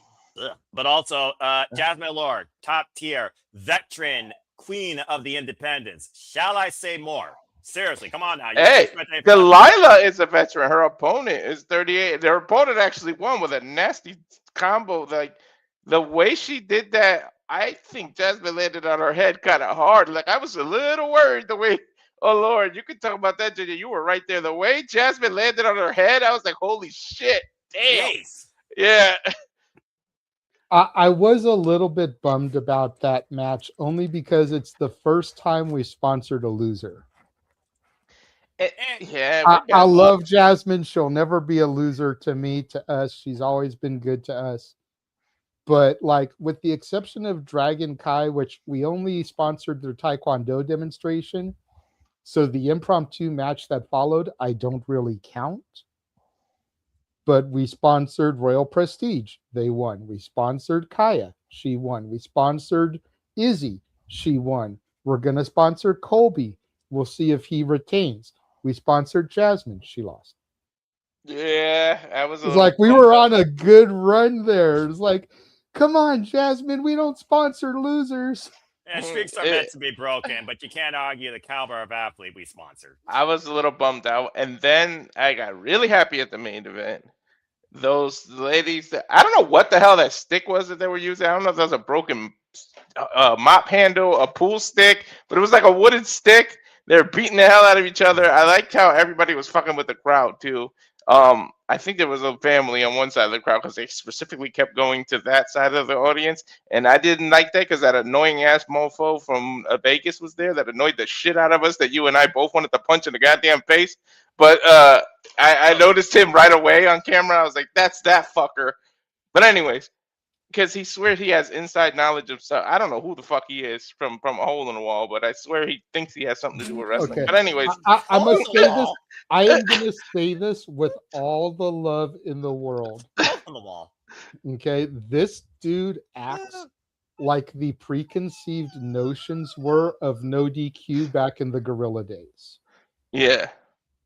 Like the way that fans kind of looked at the no DQ guys and the way they talked and were always in the front and had access. this guy acts that way. And obviously, some of the No DQ crew were fantastic and are family. Others fell by the wayside for reasons. But this guy has that arrogance to him. I will say, when they announced the sponsors the 2 times, and I kind of raised my hand when they, announced Simply Reliable Studios, I will commend him. He kind of gave like the Great Gatsby drink salute my way, like, good on you for sponsoring, So I'll give him a little bit on that, but yeah. I don't know, dude, just annoying. And this isn't the good way that I say about like NXT stars. He's got a slappable face, and it ain't the good way. But the main event, the proudest moment is we have a new FWW champ, and we get to interview 2 champs back to back now because Simone won the title. So it's like, holy shit, we get 3 champs in total because we have one half of the GCW tag team champions as well. So that shit hyped me up. But yeah, the show overall was good. It's just the little technical issues they had. But it comes with indies. What the hell do you expect? Yeah, exactly. Congrats to Simone. Had to go and update the graphic with her now being the champion, Well, represent. Much like the way that Kai McKenna had to spark Joshi in the Pro Wrestling Symphony Championships. That's a good looking title too, by the way. I love you promoted it with this the champ is here song. I was like, there you go. Good job, JJ. He knows. JJ knows. JJ members. I was trying to think of a good song to put because she debuted a brand new theme song yesterday. Yes. So I knew that wasn't going to be up on Instagram. Yeah. So I'm like, okay, what do I put? I was like, okay, We Are the Champions is a little too played out, too over melodramatic, doesn't really fit her vibe. No. What would fit her vibe? The champ is here. The champ is here. Yeah, that's a vibe. It's I do like a lot of the music that people came out to. I was like, holy shit. Every time somebody came out, at least one of their songs got stuck in my head. Look, the biggest theme song fail for me. Theme song fail. And it's something that if we can get her to come on the show, I'm going to talk to her about. But Candy Girl. Oh. She did not use New Edition's Candy Girl for her. I said that! He did. He did. Like, I legit, when I saw that there was someone called Candy Girl on the show, I'm like, Candy Girl? That's the I was singing it. I was singing it throughout the whole thing. I was like, why the hell isn't she coming out to that? I'm like, dude, that so should have been her song. And I'm glad she came out. She gave me the opportunity to do all the puns. She was the only one I could fit puns into. Oh my god. Yeah. That's too funny. Yeah, I just and in that match, the Chubin, Showtime Chubin. Yeah. The way he was trying to be, Mr. Arrogant heel, macho man with the girls. I kept fucking with him so bad. I was like, he's just jealous that your tattoos are better than his. Oh, you can hear a lot of shit from the audience. You can hear almost everything they were saying. That the camera picked up a bunch of shit you could hear when they were fucking with the wrestlers. So I'm gonna have to go back and listen because if you heard that was me. Well, there you go. And she even looked at me, was like, "Damn right." Mm-hmm. Yeah. Candy Girl may be the Candy Girl, but Lex Gonzalez had the cake. Anyways. Yes, so does Karma. Even Alicia came on the stream and was like, "Damn, Karma looked good." I was like, "Yeah." now you see why I went up to Karma. Yeah. Karma, Simone, referee JC, all coming soon to us. Talked to Candy Girl, talked to Lex, talked to Ari Jade and Alyssa Jade. It's going to be weird having Jades on the show that, are actually pleasant. Right. But that's a whole other story. Jeff's like, check, please. I won't even say anything, but yeah, we got some people told us some shit. about certain people. That's all I'll say. But yeah, it was a fun show. I got there early, just kind of kicking back in the background, nursing a Dr. Pepper, a $5 bottle of Dr. Pepper. Wow, why does that not surprise me? That would have cost about $2.29 at the convenience store. California. At this point, your nickname should be Dr. Pepper or Dr. Thunder Pepper. Okay, so no, I'm gonna say this much, and I know you're a gamer too, but this is to try to rope Noah. Noah, if we ever get you to California, we are taking you to this place, bro, because it was called Gamecraft Brewery. And I know you're not a drinker, you're 98% sober, blah, blah, blah.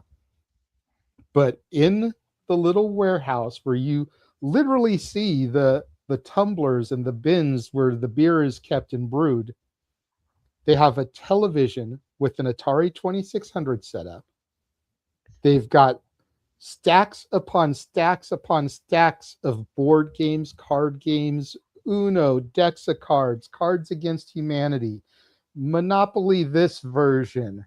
JJ, I want to go with you too. That sounds great. They had those video game consoles that you like see at Walmart with like multiple video games built in, and Dig Dug and Pac-Man and everything. It's like, I'm not the biggest gamer anymore. Had I been with somebody, had a friend with me, we probably would have been playing some games while we were waiting for everything to begin. But like the whole experience was just cool. And then they set the rain up outside. So you get the wrestling, you get all these games. They've got drink specials tied into, the venue and everything. But I could definitely see this as a place that Noah would enjoy, even though he's not a drinker per se. Throw the brewery part away and just focus on the game craft. I think you'd have fun here. As Nick is finally here. Happy birthday to you. Happy birthday. You're too late for that. If you had been here at the outset, we could have done that. JJ. Oh. Thank you very much. This is for autism.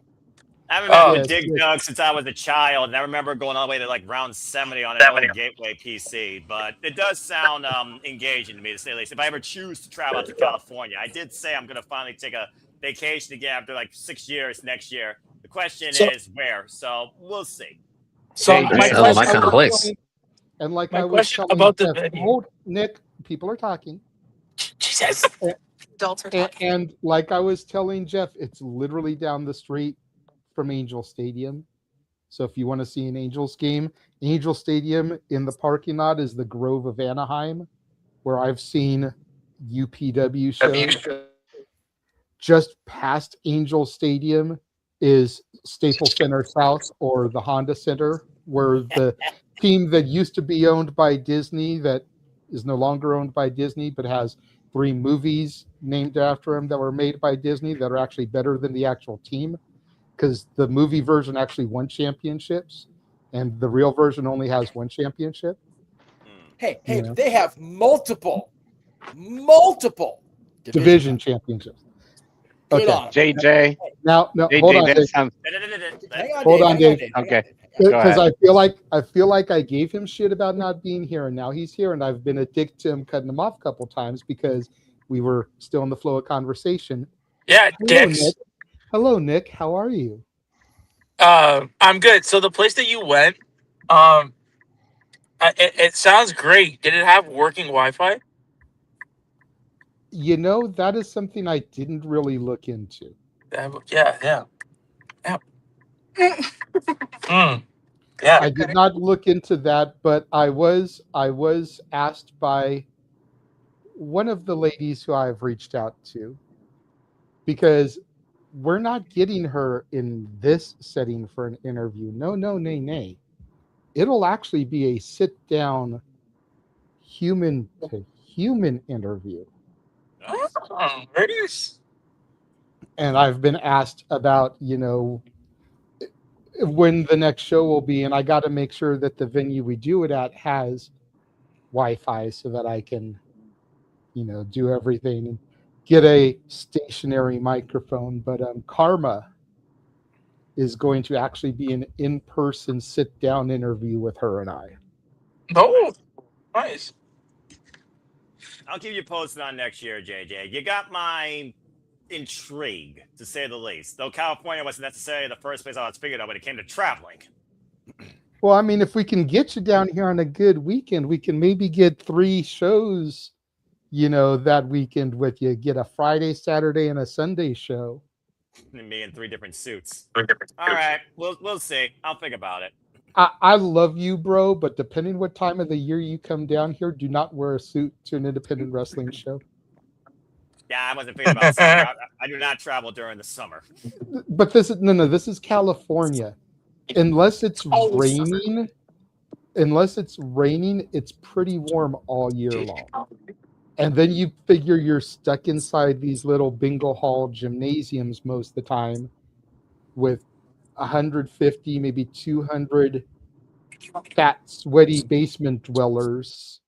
You probably don't want to wear a suit. Well, who's Polo shirt and jeans, business casual. We'll see. But you came at a good time, Nick. Walter and I were talking about last night's show. What do you think of the offering for future of women's wrestling? Technical issues be damned.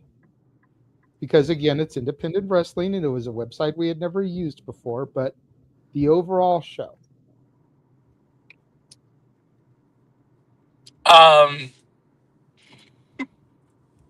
Okay. I am going to be honest. And please, if anybody's watching, don't take this the wrong way. That show was, I did not enjoy it. I think the biggest is like okay, so the women, I can tell that the women worked hard. Everybody, like, they put their all into it. And that's, it was very noticeable, and I commend people for it. My biggest issue with it, and I think for me, and if you've seen people have watched our watch-alongs, there was no commentary. That was a really big miss for me. And I get it. It's an independent show. Like, I get it. But I needed some sort of commentary. Okay. Because I felt like... If I may, just to counterpoint you here. Yeah. When you're an independent wrestling company that is already only doing every other month because it's self-financed and isn't as successful to where you're running monthly, number one, commentators are an additional expense. Would you rather spend that money on talent for another match or on a couple of chubs to sit there and, commentate? And then secondly, and this is just my personal outlook on it, I don't know, Noah, Walter, your thoughts on it, but when I'm doing our commentary, 9 times out of 10, I got the TV muted anyways.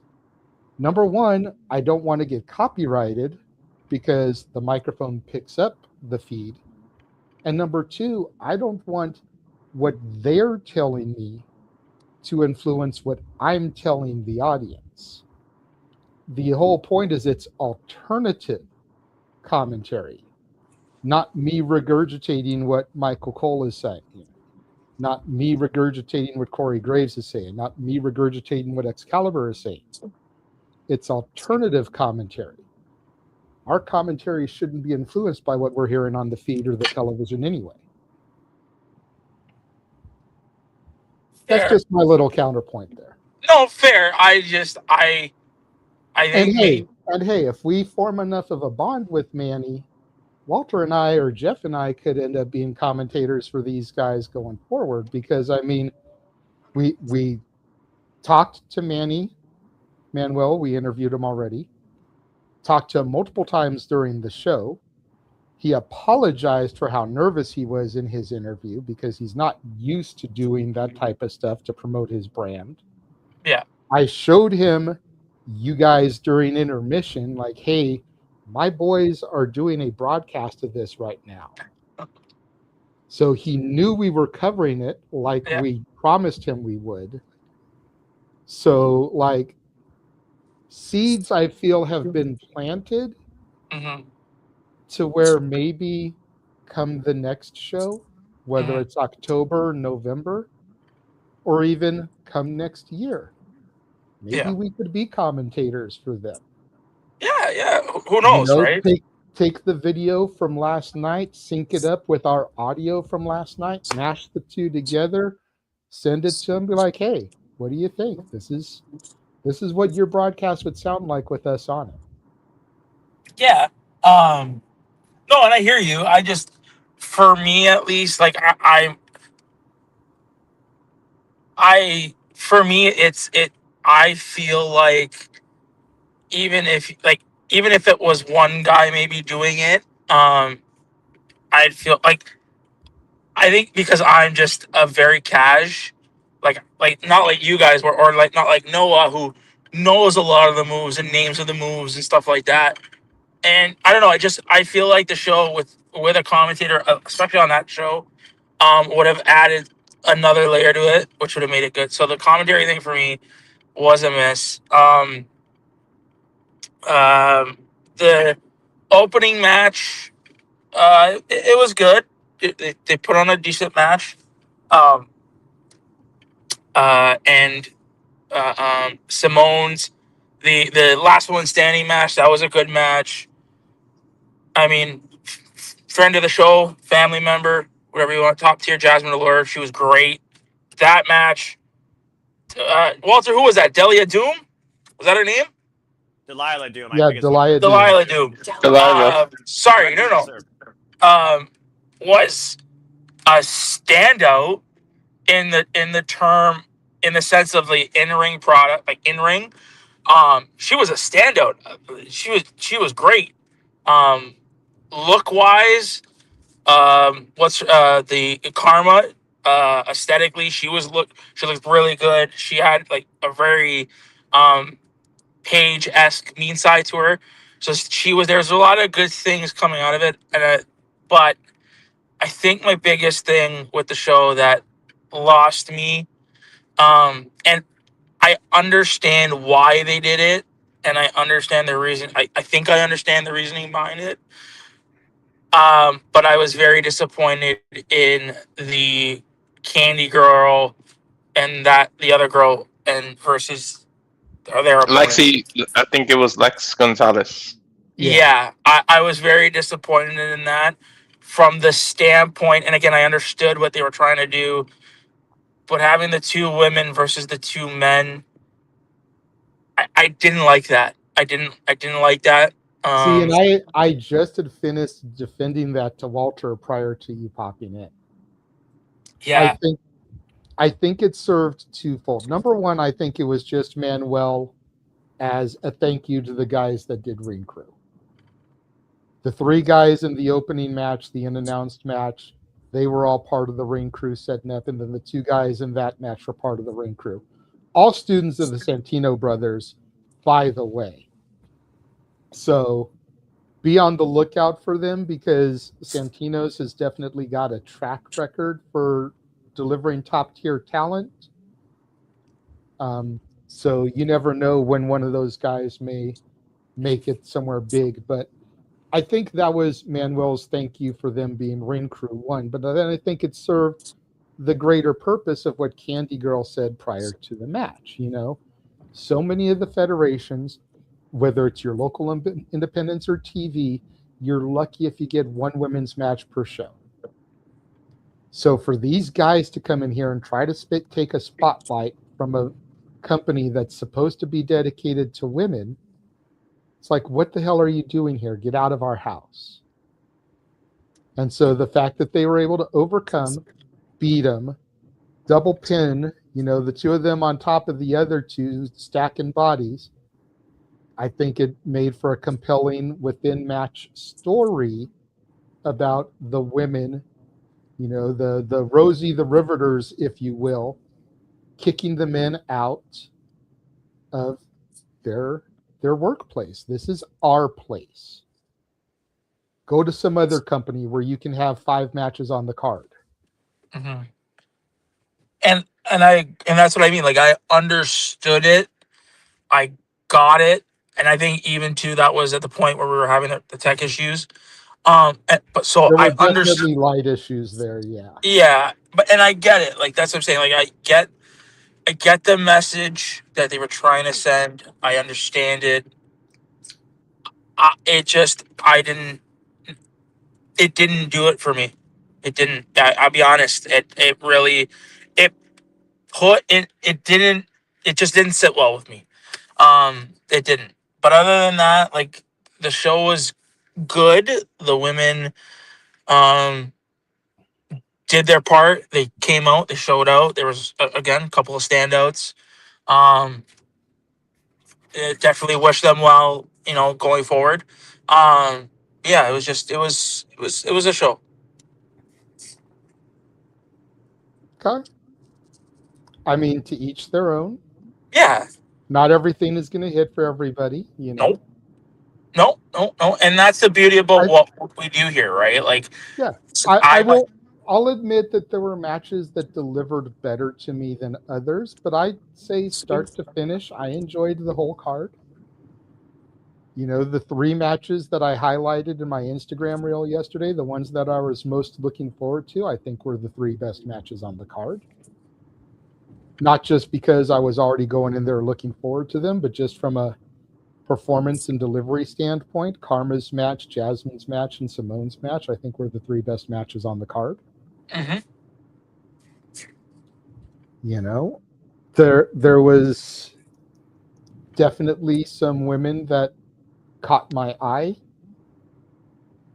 for a number of different reasons.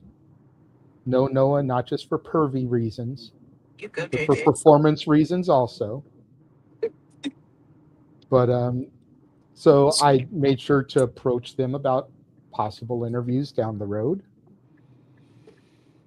But yeah, I mean, I thought it was a solid show.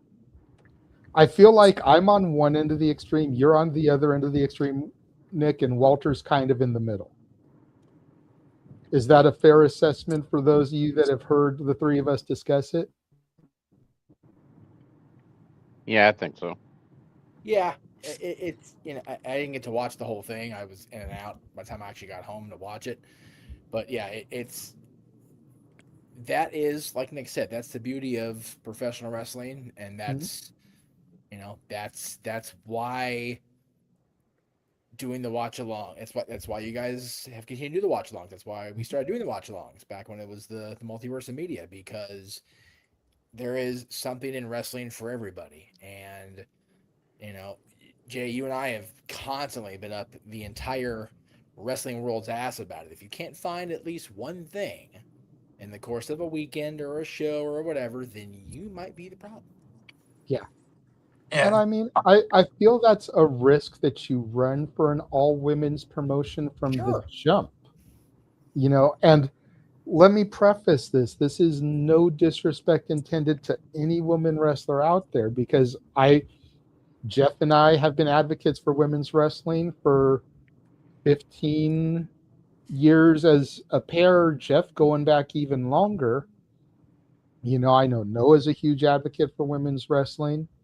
So don't take this the wrong way. Any women that we've had on the show, that may be coming on the show, that are watching right now, that are driving cars, with Nick in the passenger seat, because we don't want Nick to get wrecked for hearing this. But when you run a federation that is all women, you're gonna get that stigma attached to it. Almost you're not good enough to get booked on other shows, so you had to form your own company so you can get a spotlight. Because, to Candy Girl's point, a lot of companies give 1, maybe if you're lucky, 2 matches to women. That's why intergender is such a big thing on the indies. That's why Candice and Joey had to have fucking guerrilla warfare matches where Candice comes out bloody as hell because you weren't even getting a women's match on PWG back in those days. She had to wrestle intergender just to get a spot on the card. And I still will talk shit about that bitch, but that's a whole other story. Yeah. But but you're gonna get. No, I was just gonna say it's one of those. It's the reason why we do this, because things hit differently, and for the people like I want to say, because I don't want it to come off as me just bitching.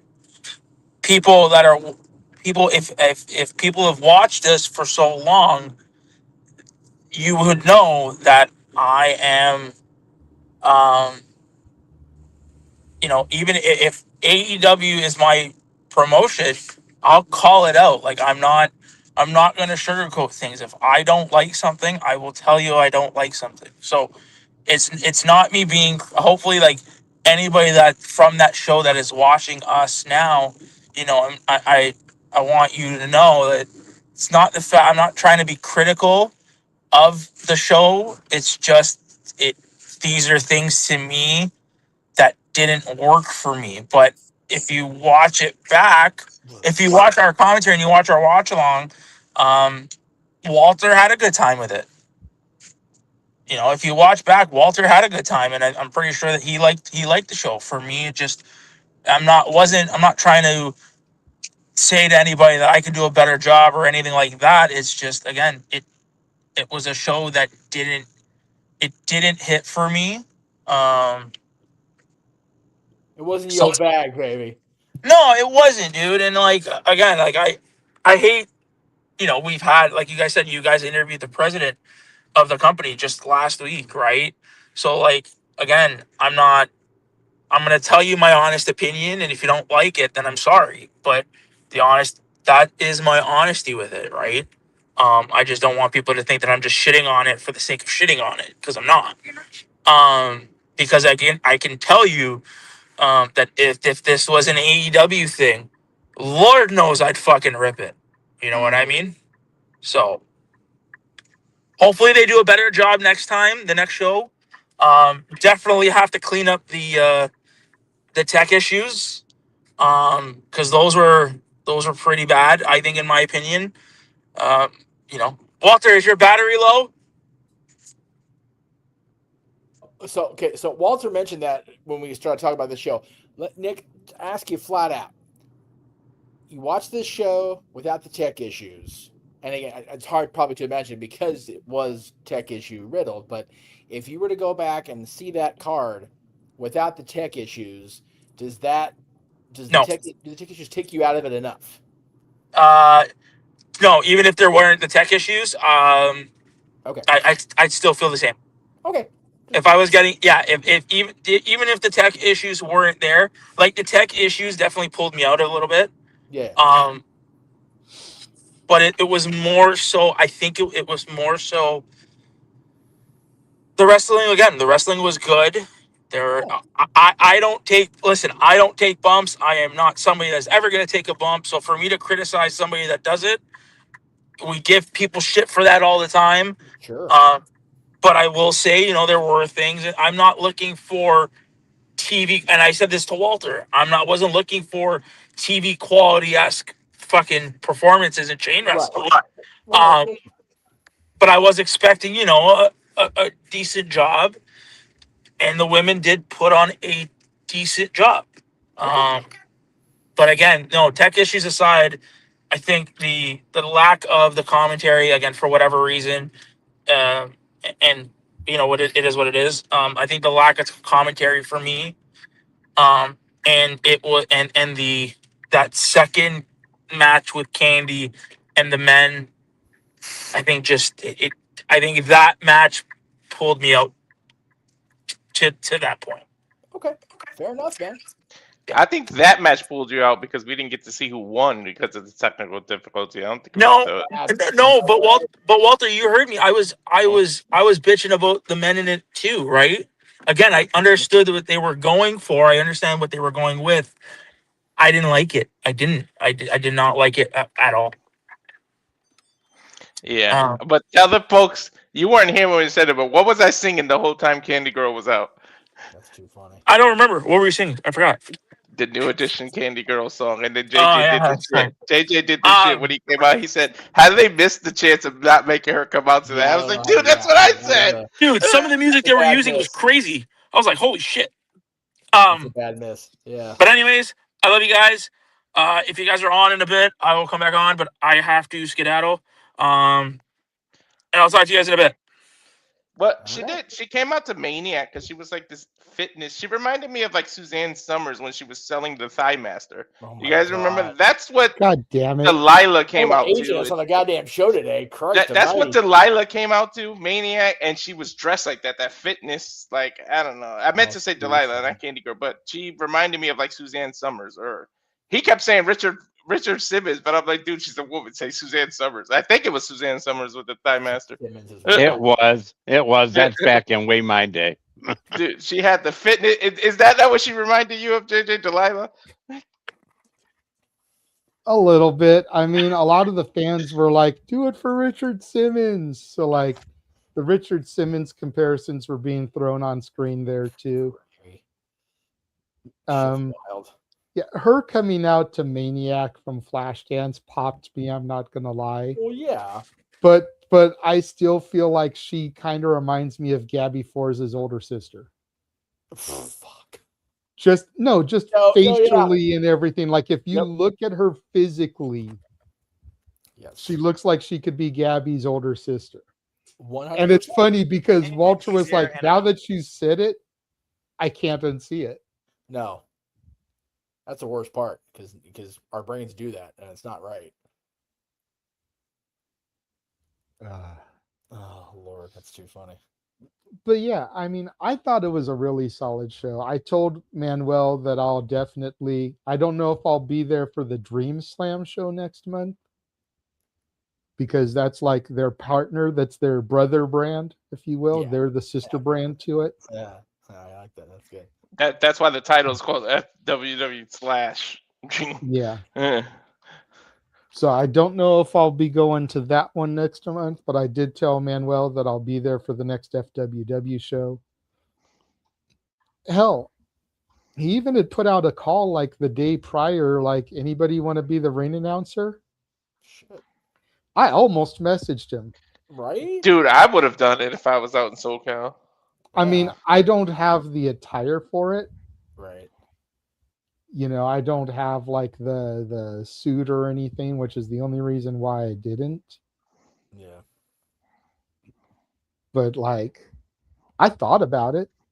Hell, Emo doesn't wear a suit when he announces for GCW. There's a big difference between a company called The Last Outlaws and a company of women. True. You want to look good when you're around women like that. Mm-hmm. It's fair. Very fair. Well, that basically takes care of that. Oh. Noah has dipped. He did. He said that he had to take off, get ready for the watch along, which doesn't start for another 45 minutes. But that's okay. We will take the opportunity to run the trailer one more time, then we'll come back and we'll start getting into the shills. Get out of here. And now for a taste of things to come.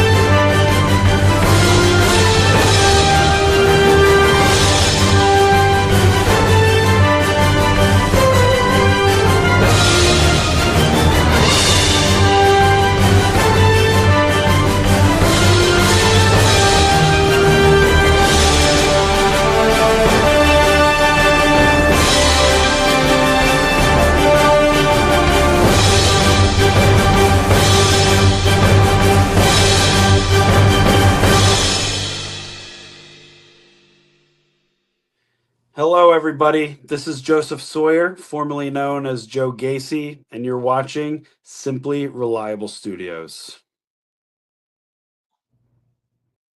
All the professional wrestling and more. I kind of missed the old way Noah did it. All the wrestling, we got to get him to do that again. We just need to record it. That way we can use it for all time. Right? Just throw it at the end of the trailer. Then That's he it. doesn't have to do it. That's right. That's And right. if he's not here, like right now, still have his presence. All right, everybody. Happy Sunday. Adam Pierce on the ground in beautiful Sorry. Ontario, Canada, where tomorrow. What? Adam Pierce? I didn't That's know he was coming preview on of the Raw. show. Damn. Okay. Got the former NWA World Heavyweight Champion on the show. Man who rode shotgun in our van. This is what happens when you stream, folks, and you don't realize your tabs are audio open. Anyway, yeah, Pierce is previewing Raw tomorrow night. So there you go. Tune in to Raw tomorrow night because what else are you doing on Monday night? Okay. All right. Well, let's go ahead and get through here. Do our shills. First of all, we will start with Charles. Yeah, Charles. Yeah, of course. You can follow me on Twitter at Talk Randall. Believe it, Chase, you damn it. I'll be cursed. That's right. That's right. I don't got to worry about Noah knocking us and Chase you today. Knocking shit today. That's Agreed. it. Damn it. Dave. Thank you. Remember, thanks, JJ. We all mentioned Becky earlier and no DQ.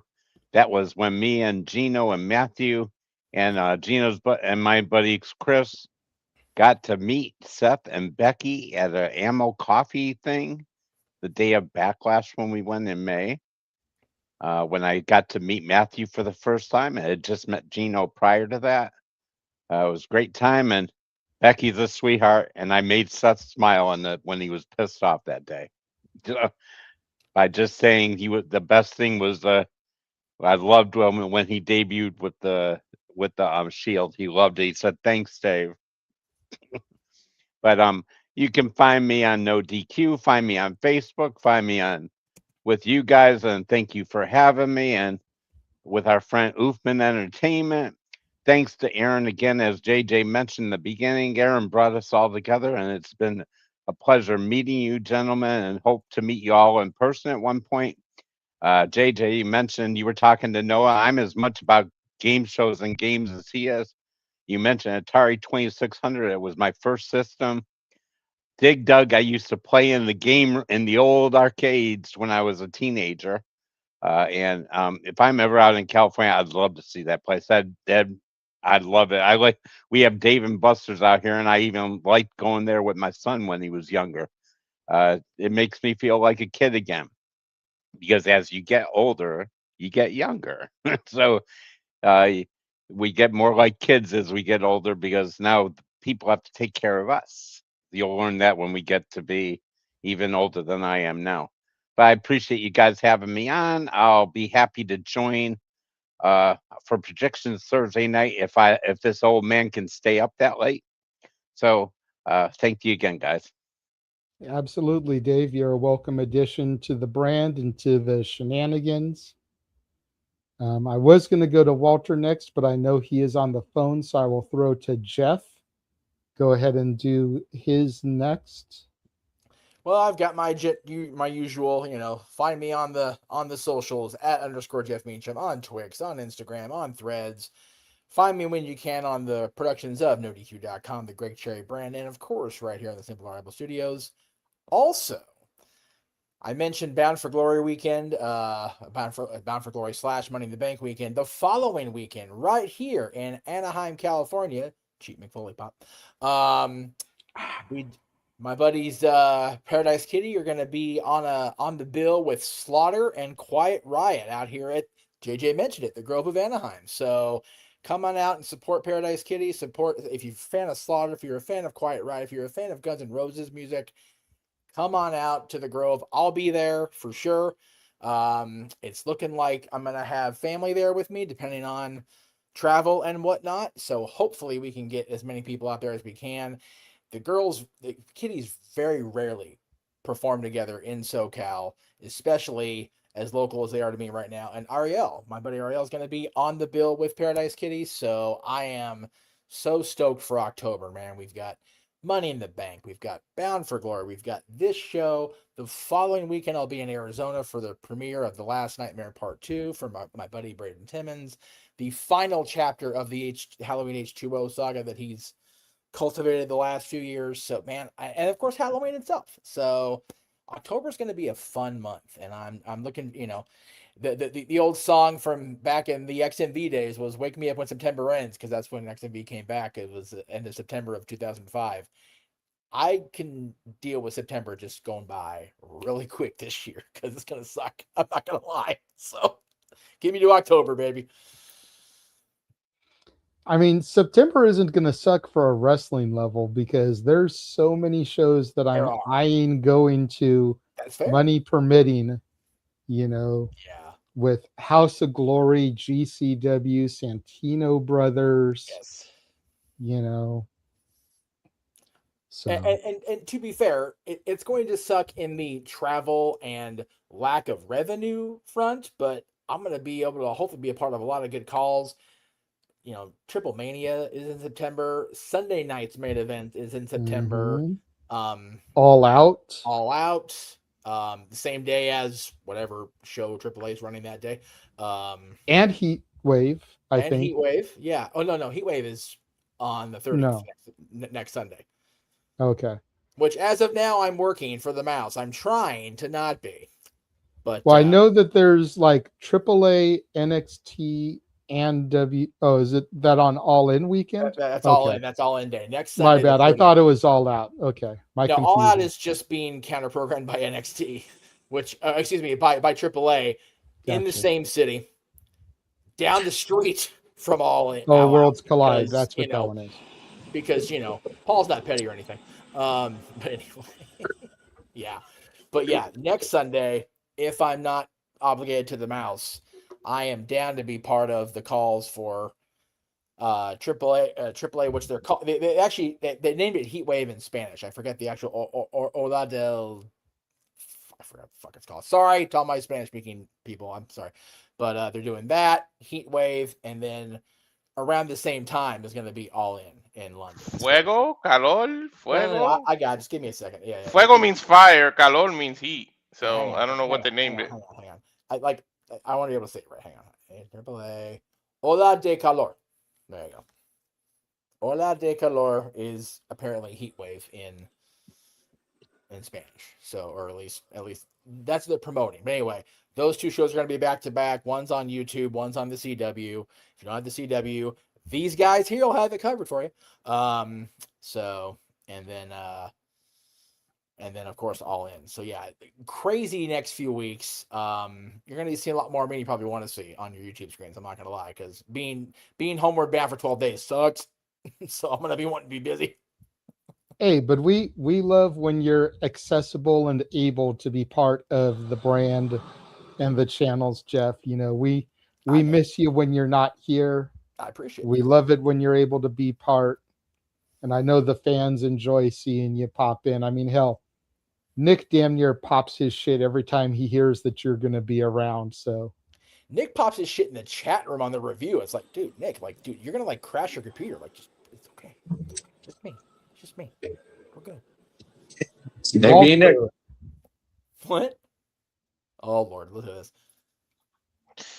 We gotta update this graphic. At Rage of Wrestling is the YouTube channel. Walter.Cruz940 is the Instagram, and Twitter, of course, as many of you are actually watching on the Twitter one. Walter Alex Cruz. If you can click on over to the YouTube, takes a couple of seconds. Just hit subscribe, and then you go right back on next. Just hit the subscription button and the bell for notifications. That's right. Like and subscribe. That's the big thing there. Where did the thing go? There it is.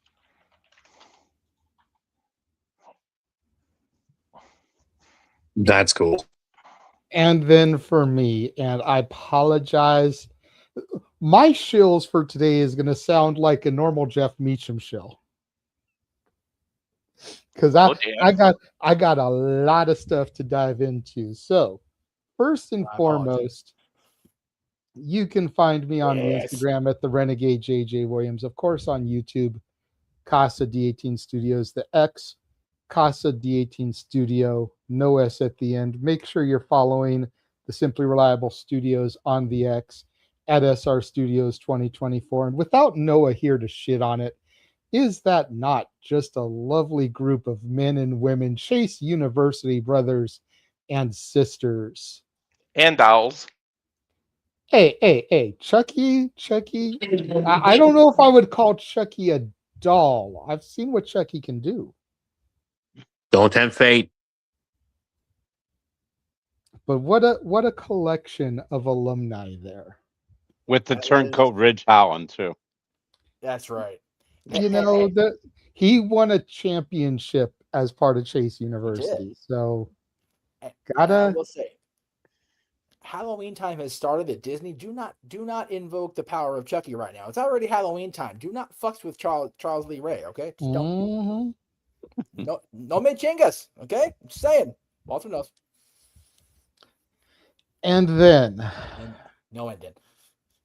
go back in the archives, check out our interview with Manuel Fabian, president of Future of Women's Wrestling. You know, we already touched on Manuel saying that he apologized for the interview and how nervous he was.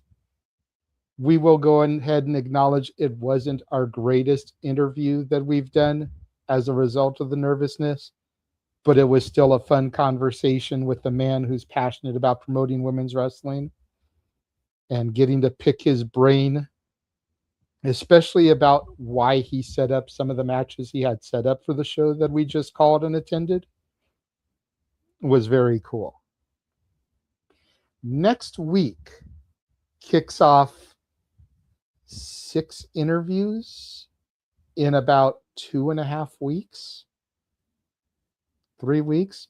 Next week, we will be featuring the GCW Young Lions.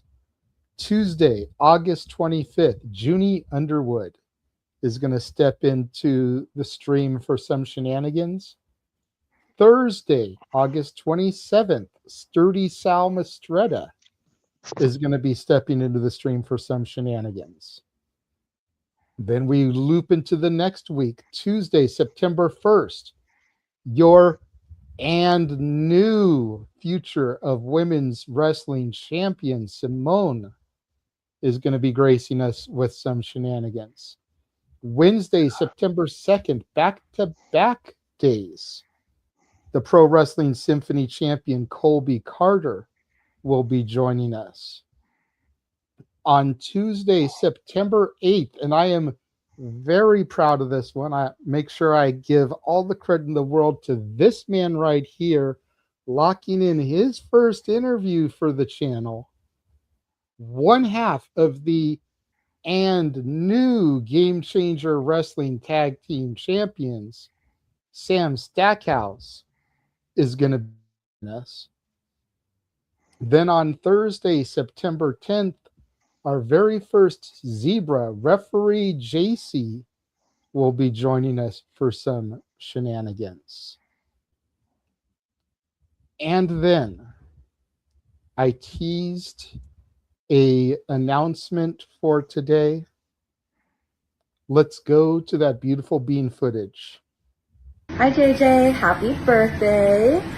This is your girl Ronnie West, and I'm here to tell you that I'm excited to join Simply Reliable Studios for some shenanigans. So, yay. Happy birthday. A woman who I got to know as the woman who descended from heaven to raise hell, Fallen Gray, who in March of this year was ID'd and then evolved into Veronica Haven, who left the ID program at the end of July and has now rebranded herself as Ronnie West, will be joining us for some shenanigans. I am down to join her for shenanigans. My goodness. We saw her at some event because I remember saying, "How the hell is she gonna get in the ring with those wings?" And then she did it, and you and I just looked at each other like, "Holy shit!"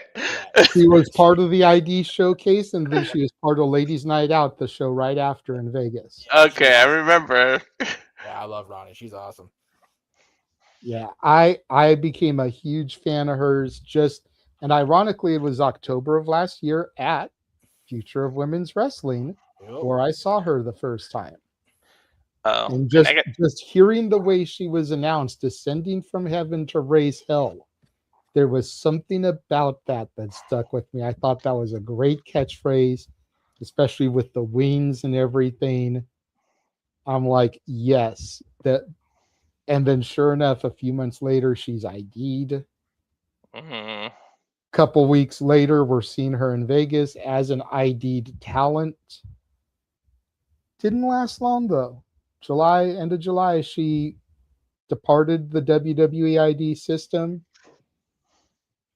And we'll see where she goes, but she'll be talking to us September 15th. I'm gonna really have to behave on the Simone one because she's gonna have an accent, and I'm a sucker for like accents. She's from Australia, for those that don't know. So, Yeah.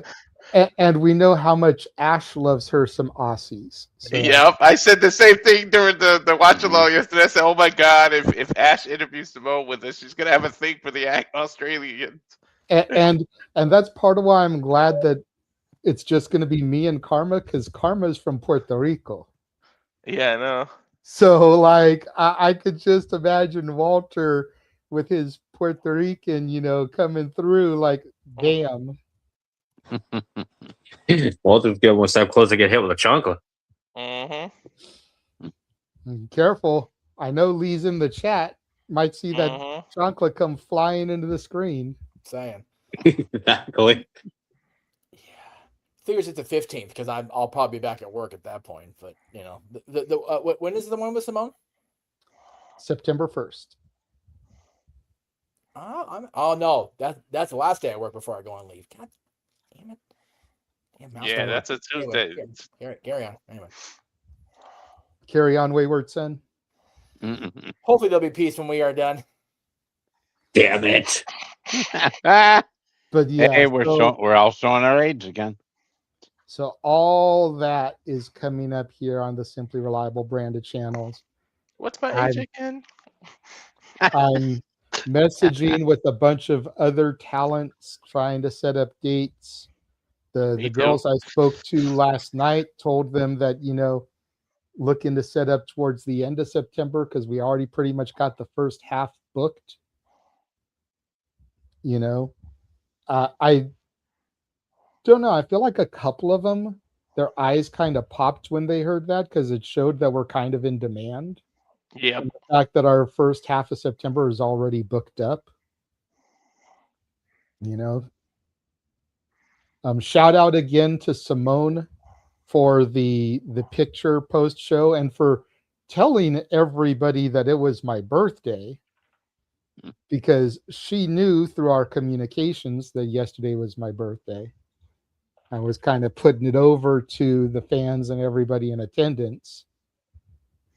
Shout out to Ronnie for sending me that video to promote. That's the first time we've gotten a video to promote an appearance. We usually get them to do their little show after the interview. This is the first time we've had them send one to promote an upcoming appearance. So I thought that was kind of cool. And you got put over too, JJ. You did. Put you over like over, well, I think that's part of it is like, so the way that Ronnie kind of came about is she was going to do a whatnot. And so I signed up for whatnot. And by signing up through her link, you get $25 free to be able to bid or whatever. Tech issues happened. So her whatnot ended up getting shut down. So she posted some stuff on her IG reel. And I responded to one of the things because she was trying to clear out some of her Fallen Gray stuff so she can get Ronnie West merch made. So I asked her about a couple of their shirts and she replied right back to me. And, so we're starting to correspond based off of that. And then I was like, by the way, I emailed you previously about a potential interview. So she read the email, and then we started talking about that. So everything just kind of spiraled from a botched whatnot sale because of technical difficulties. And then, setting up the date, her knowing that my birthday was this weekend, would she be willing to send a video wishing happy birthday and announce the interview? We won't announce it until then, blah, blah, blah. And such a sweetheart. For a woman who portrays herself 2001, 2002 Victoria level crazy, she really is a doll. Hmm. And that's the thing. The thing is, like when I met Becky, and she's been this mean heel for the longest time. I look when she does her heelish things now. I just laugh because now that I've met her, it's hard to even think of her as a bad guy, or as 100%. a man, Jeff, you looked like you were going to say something. Go ahead. I don't. It wasn't about Becky. It was about something else. I was gonna like. Was it about Ronnie Fallen? No, it was in the same vein as far as talking about Ronnie. Hopefully next weekend, even though I won't be around for the watch-alongs because I'll be working for the Mouse the day before. I don't work for the Mouse, but I will be at a venue where we'll hopefully get at least a promo, if not a full interview, with a former multi-time world heavyweight champion. I am working hard on that one, so we'll see how it pans out. But nice. I have a comp from the venue the venue owner for the event, and it's a matter of just interaction with the former champ. So we'll see how it plays out. But I'm hoping. Sounds good. And yeah, but to Dave's point, it's like once you get through that barrier with a heel, and especially if it's someone you see all the time, like your interaction with Becky, that may be the only time you ever get to meet her. But when you see these people, especially on like the indie level, and you kind of break through that barrier and you get to know them, they can try to be a heel all they want, but like, the real person, and it's so hard. Like, I'm over here making Karma break last night because I'm cheering her. Simone, I'm, the match hasn't started yet. Walter, I don't know if you heard this part. Let me know if you did. But she's kind of like walking around the ring and I'm applauding her. I'm like, kick her ass, Simone, something like that. And she's like, you're sitting there wearing a Karma shirt. And I was like, where were you during intermission? Because she wasn't out there hawking her merchandise. I didn't hear that on TV, no. It's like, I would have bought a Simone shirt and worn it for her match because Karma's match was before intermission. I would have changed during intermission. I was like, where were you at during intermission? You weren't out here hawking your wares. That's not my problem. So. But I said that to her, and she looked away, and she like looked right back at me like, fuck you, that's good. I wasn't out here. Damn it. So just like I love when when I watch when you show the highlight of Jeff with MJF, that's cool. Yeah. That's just cool. No, you know what? That got traction this week. I was in a conversation with somebody, and it turns out it's either their friend's dad or father-in-law or something. She what she said was, so you want to have a reason to just be angry for no reason? And I went, sure, why not? And so-and-so's never seen Mary Poppins. And I typed back, ... Then I went, you know what? I have actual context to reply to this. Fucking capped out the thing that MJF sent to Josh and went, boom. And then I put it on social media. Mm-hmm. How have you motherfuckers not seen Mary Poppins? Like, yeah. That's my ass. That's what makes that so great, because it's like, here's MJF, the biggest in character at all times professional wrestler of the modern era. Yes. and he is cutting a promo with Jeff Meacham next to him. Yeah. A guy that he grew up watching Yeah. talk wrestling. No DQ archives. Check it out, folks. Yes. But he's cutting this promo and he's not talking about Darby Allin. He's not talking about, insert wrestler here. He does get a fuck Jay White season at the very end, but because fuck he's Jay White. cutting this promo Yeah. about being compared to Dave Meltzer and not having seen Mary Poppins. Yeah. It was the most out of pocket non-wrestling promo that you will ever see in your life. Dude, I've been doing this shit for 25 years. That was the most random ass. Like, dude, people talk about they see people's facial expressions like just shift in a moment. When he found out that Josh had never seen Mary Poppins, his face changed color, and he went, "Okay, come to the back. We're doing this right. Come here." Like we didn't even fucking hesitate. It's like, damn, that is some Disney love. I love it. And that makes it even better. The fact that the AEW World Champion wanted to cut a promo about how this dude has never seen Mary Poppins. As it was crazy. It shouldn't happen. It shouldn't work. It shouldn't be a thing. It should not be a thing. No, I could understand somebody like that cutting a promo about how have you never seen Pulp Fiction? Right. How have you never seen Reservoir Dogs? How have you never seen Avengers Endgame? Yeah. Some monumental. But going back to Mary Poppins, Full Metal Jacket. Yes. How have you never seen Mary Poppins? Yeah. And just thought I was saying, go watch Mary Poppins and go kill yourself. Like that's the only two options you have. You can go watch Mary Poppins or go kill yourself. Like, fuck. And then it's fuck Jay White season. Because fuck Jay White. That's right. Now I'll tell you a story about Jay White because I saw my first AEW live show. As you guys probably know, last month, the bash at the Beach Break, and I saw one of the best matches of the year with MJF and Kenny Omega, and I'm telling you, I'm walking in the crowd, leaving the arena, and all of a sudden these women in front of me said something about Jay White, and then I look up and Jay White's up there. Oh shit! I didn't get to go up to him, but I said, "Great to see you back, Jay," and he said, "Thank you, mate." Thank you, mate. Yes.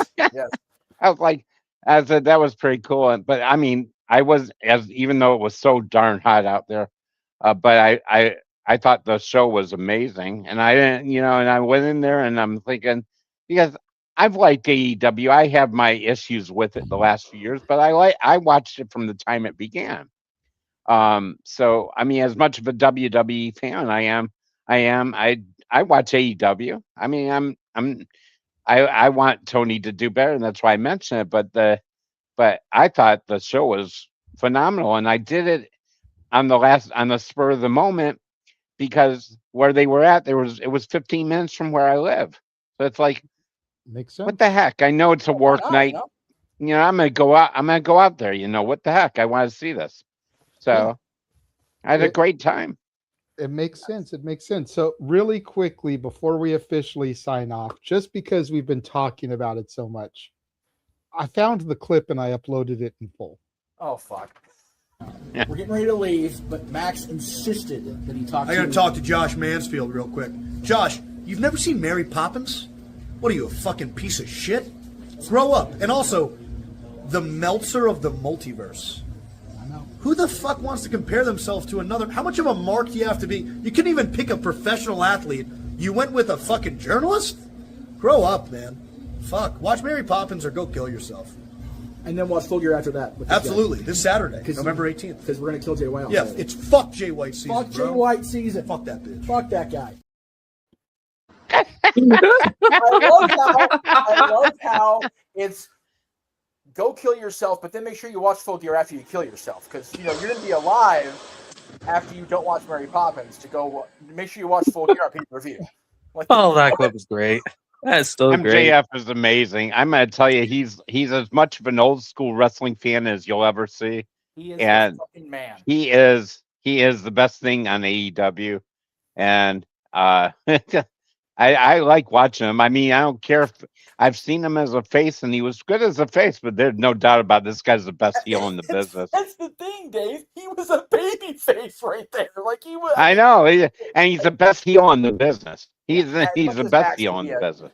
As much as Max can be a baby face, let's be honest. But you know, Yeah, exactly. he was just like he first of all cuts this promo like fucking backhand complimenting me and just trashing Aaron to pieces. First off, and then, dude, I swear he was more passionate about the lack of Mary Poppins and the comparison to Meltzer than he was about digging on Aaron. It's like, well, fuck, all right, let's do it. Yeah, you trashed Josh too. I know Josh is in our no DQ realm. Love Josh in this space, but man, like Yeah, Josh got so much shit from all of us until he finally watched that fucking movie. Oh my god, for real, because it's like, okay, we love Josh, like we love messing with him. Yes, he's definitely little brother type vibes, but like when you sit here and you haven't seen a classic like Mary Poppins, and you're sitting here like trashing it, yeah,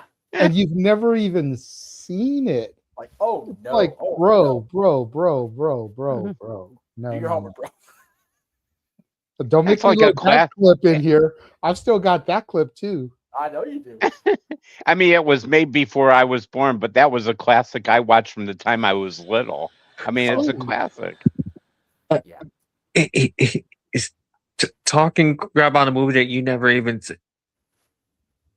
That was the thing. It was. Let's just added like an extra half hour to the end. We were shilling, and now we're fucking going out for another. I gotta be out the door in 10 minutes. I told Jay Hard out. Now we're like, fuck. We're just gonna rehash No, on Man's crap again. We're done. We're done. But, Anyway, but yeah, So- I love it. I hope that the venue that produced that clip produces a similar opportunity when I'm there next Saturday. There's the hint for you. If you know where I was, then you know who I'm going to see. Don't know. You can figure it out next in 2 weeks on Shenanigans when I hopefully have the clip. We'll see. So until then, until we grace your screens next, whether it's for Simply Predicting, whether it's for our interview with Junie Underwood, whether it's for a simple session, whether it's for any of our watch long coverages, for Charles, for Dave, for Noah, for Walter, for Jeff Meacham, I am the Renegade of Wrestling, J.J. Williams, saying thank you all for joining us and tuning in tonight, and we will catch you guys next time. I'll watch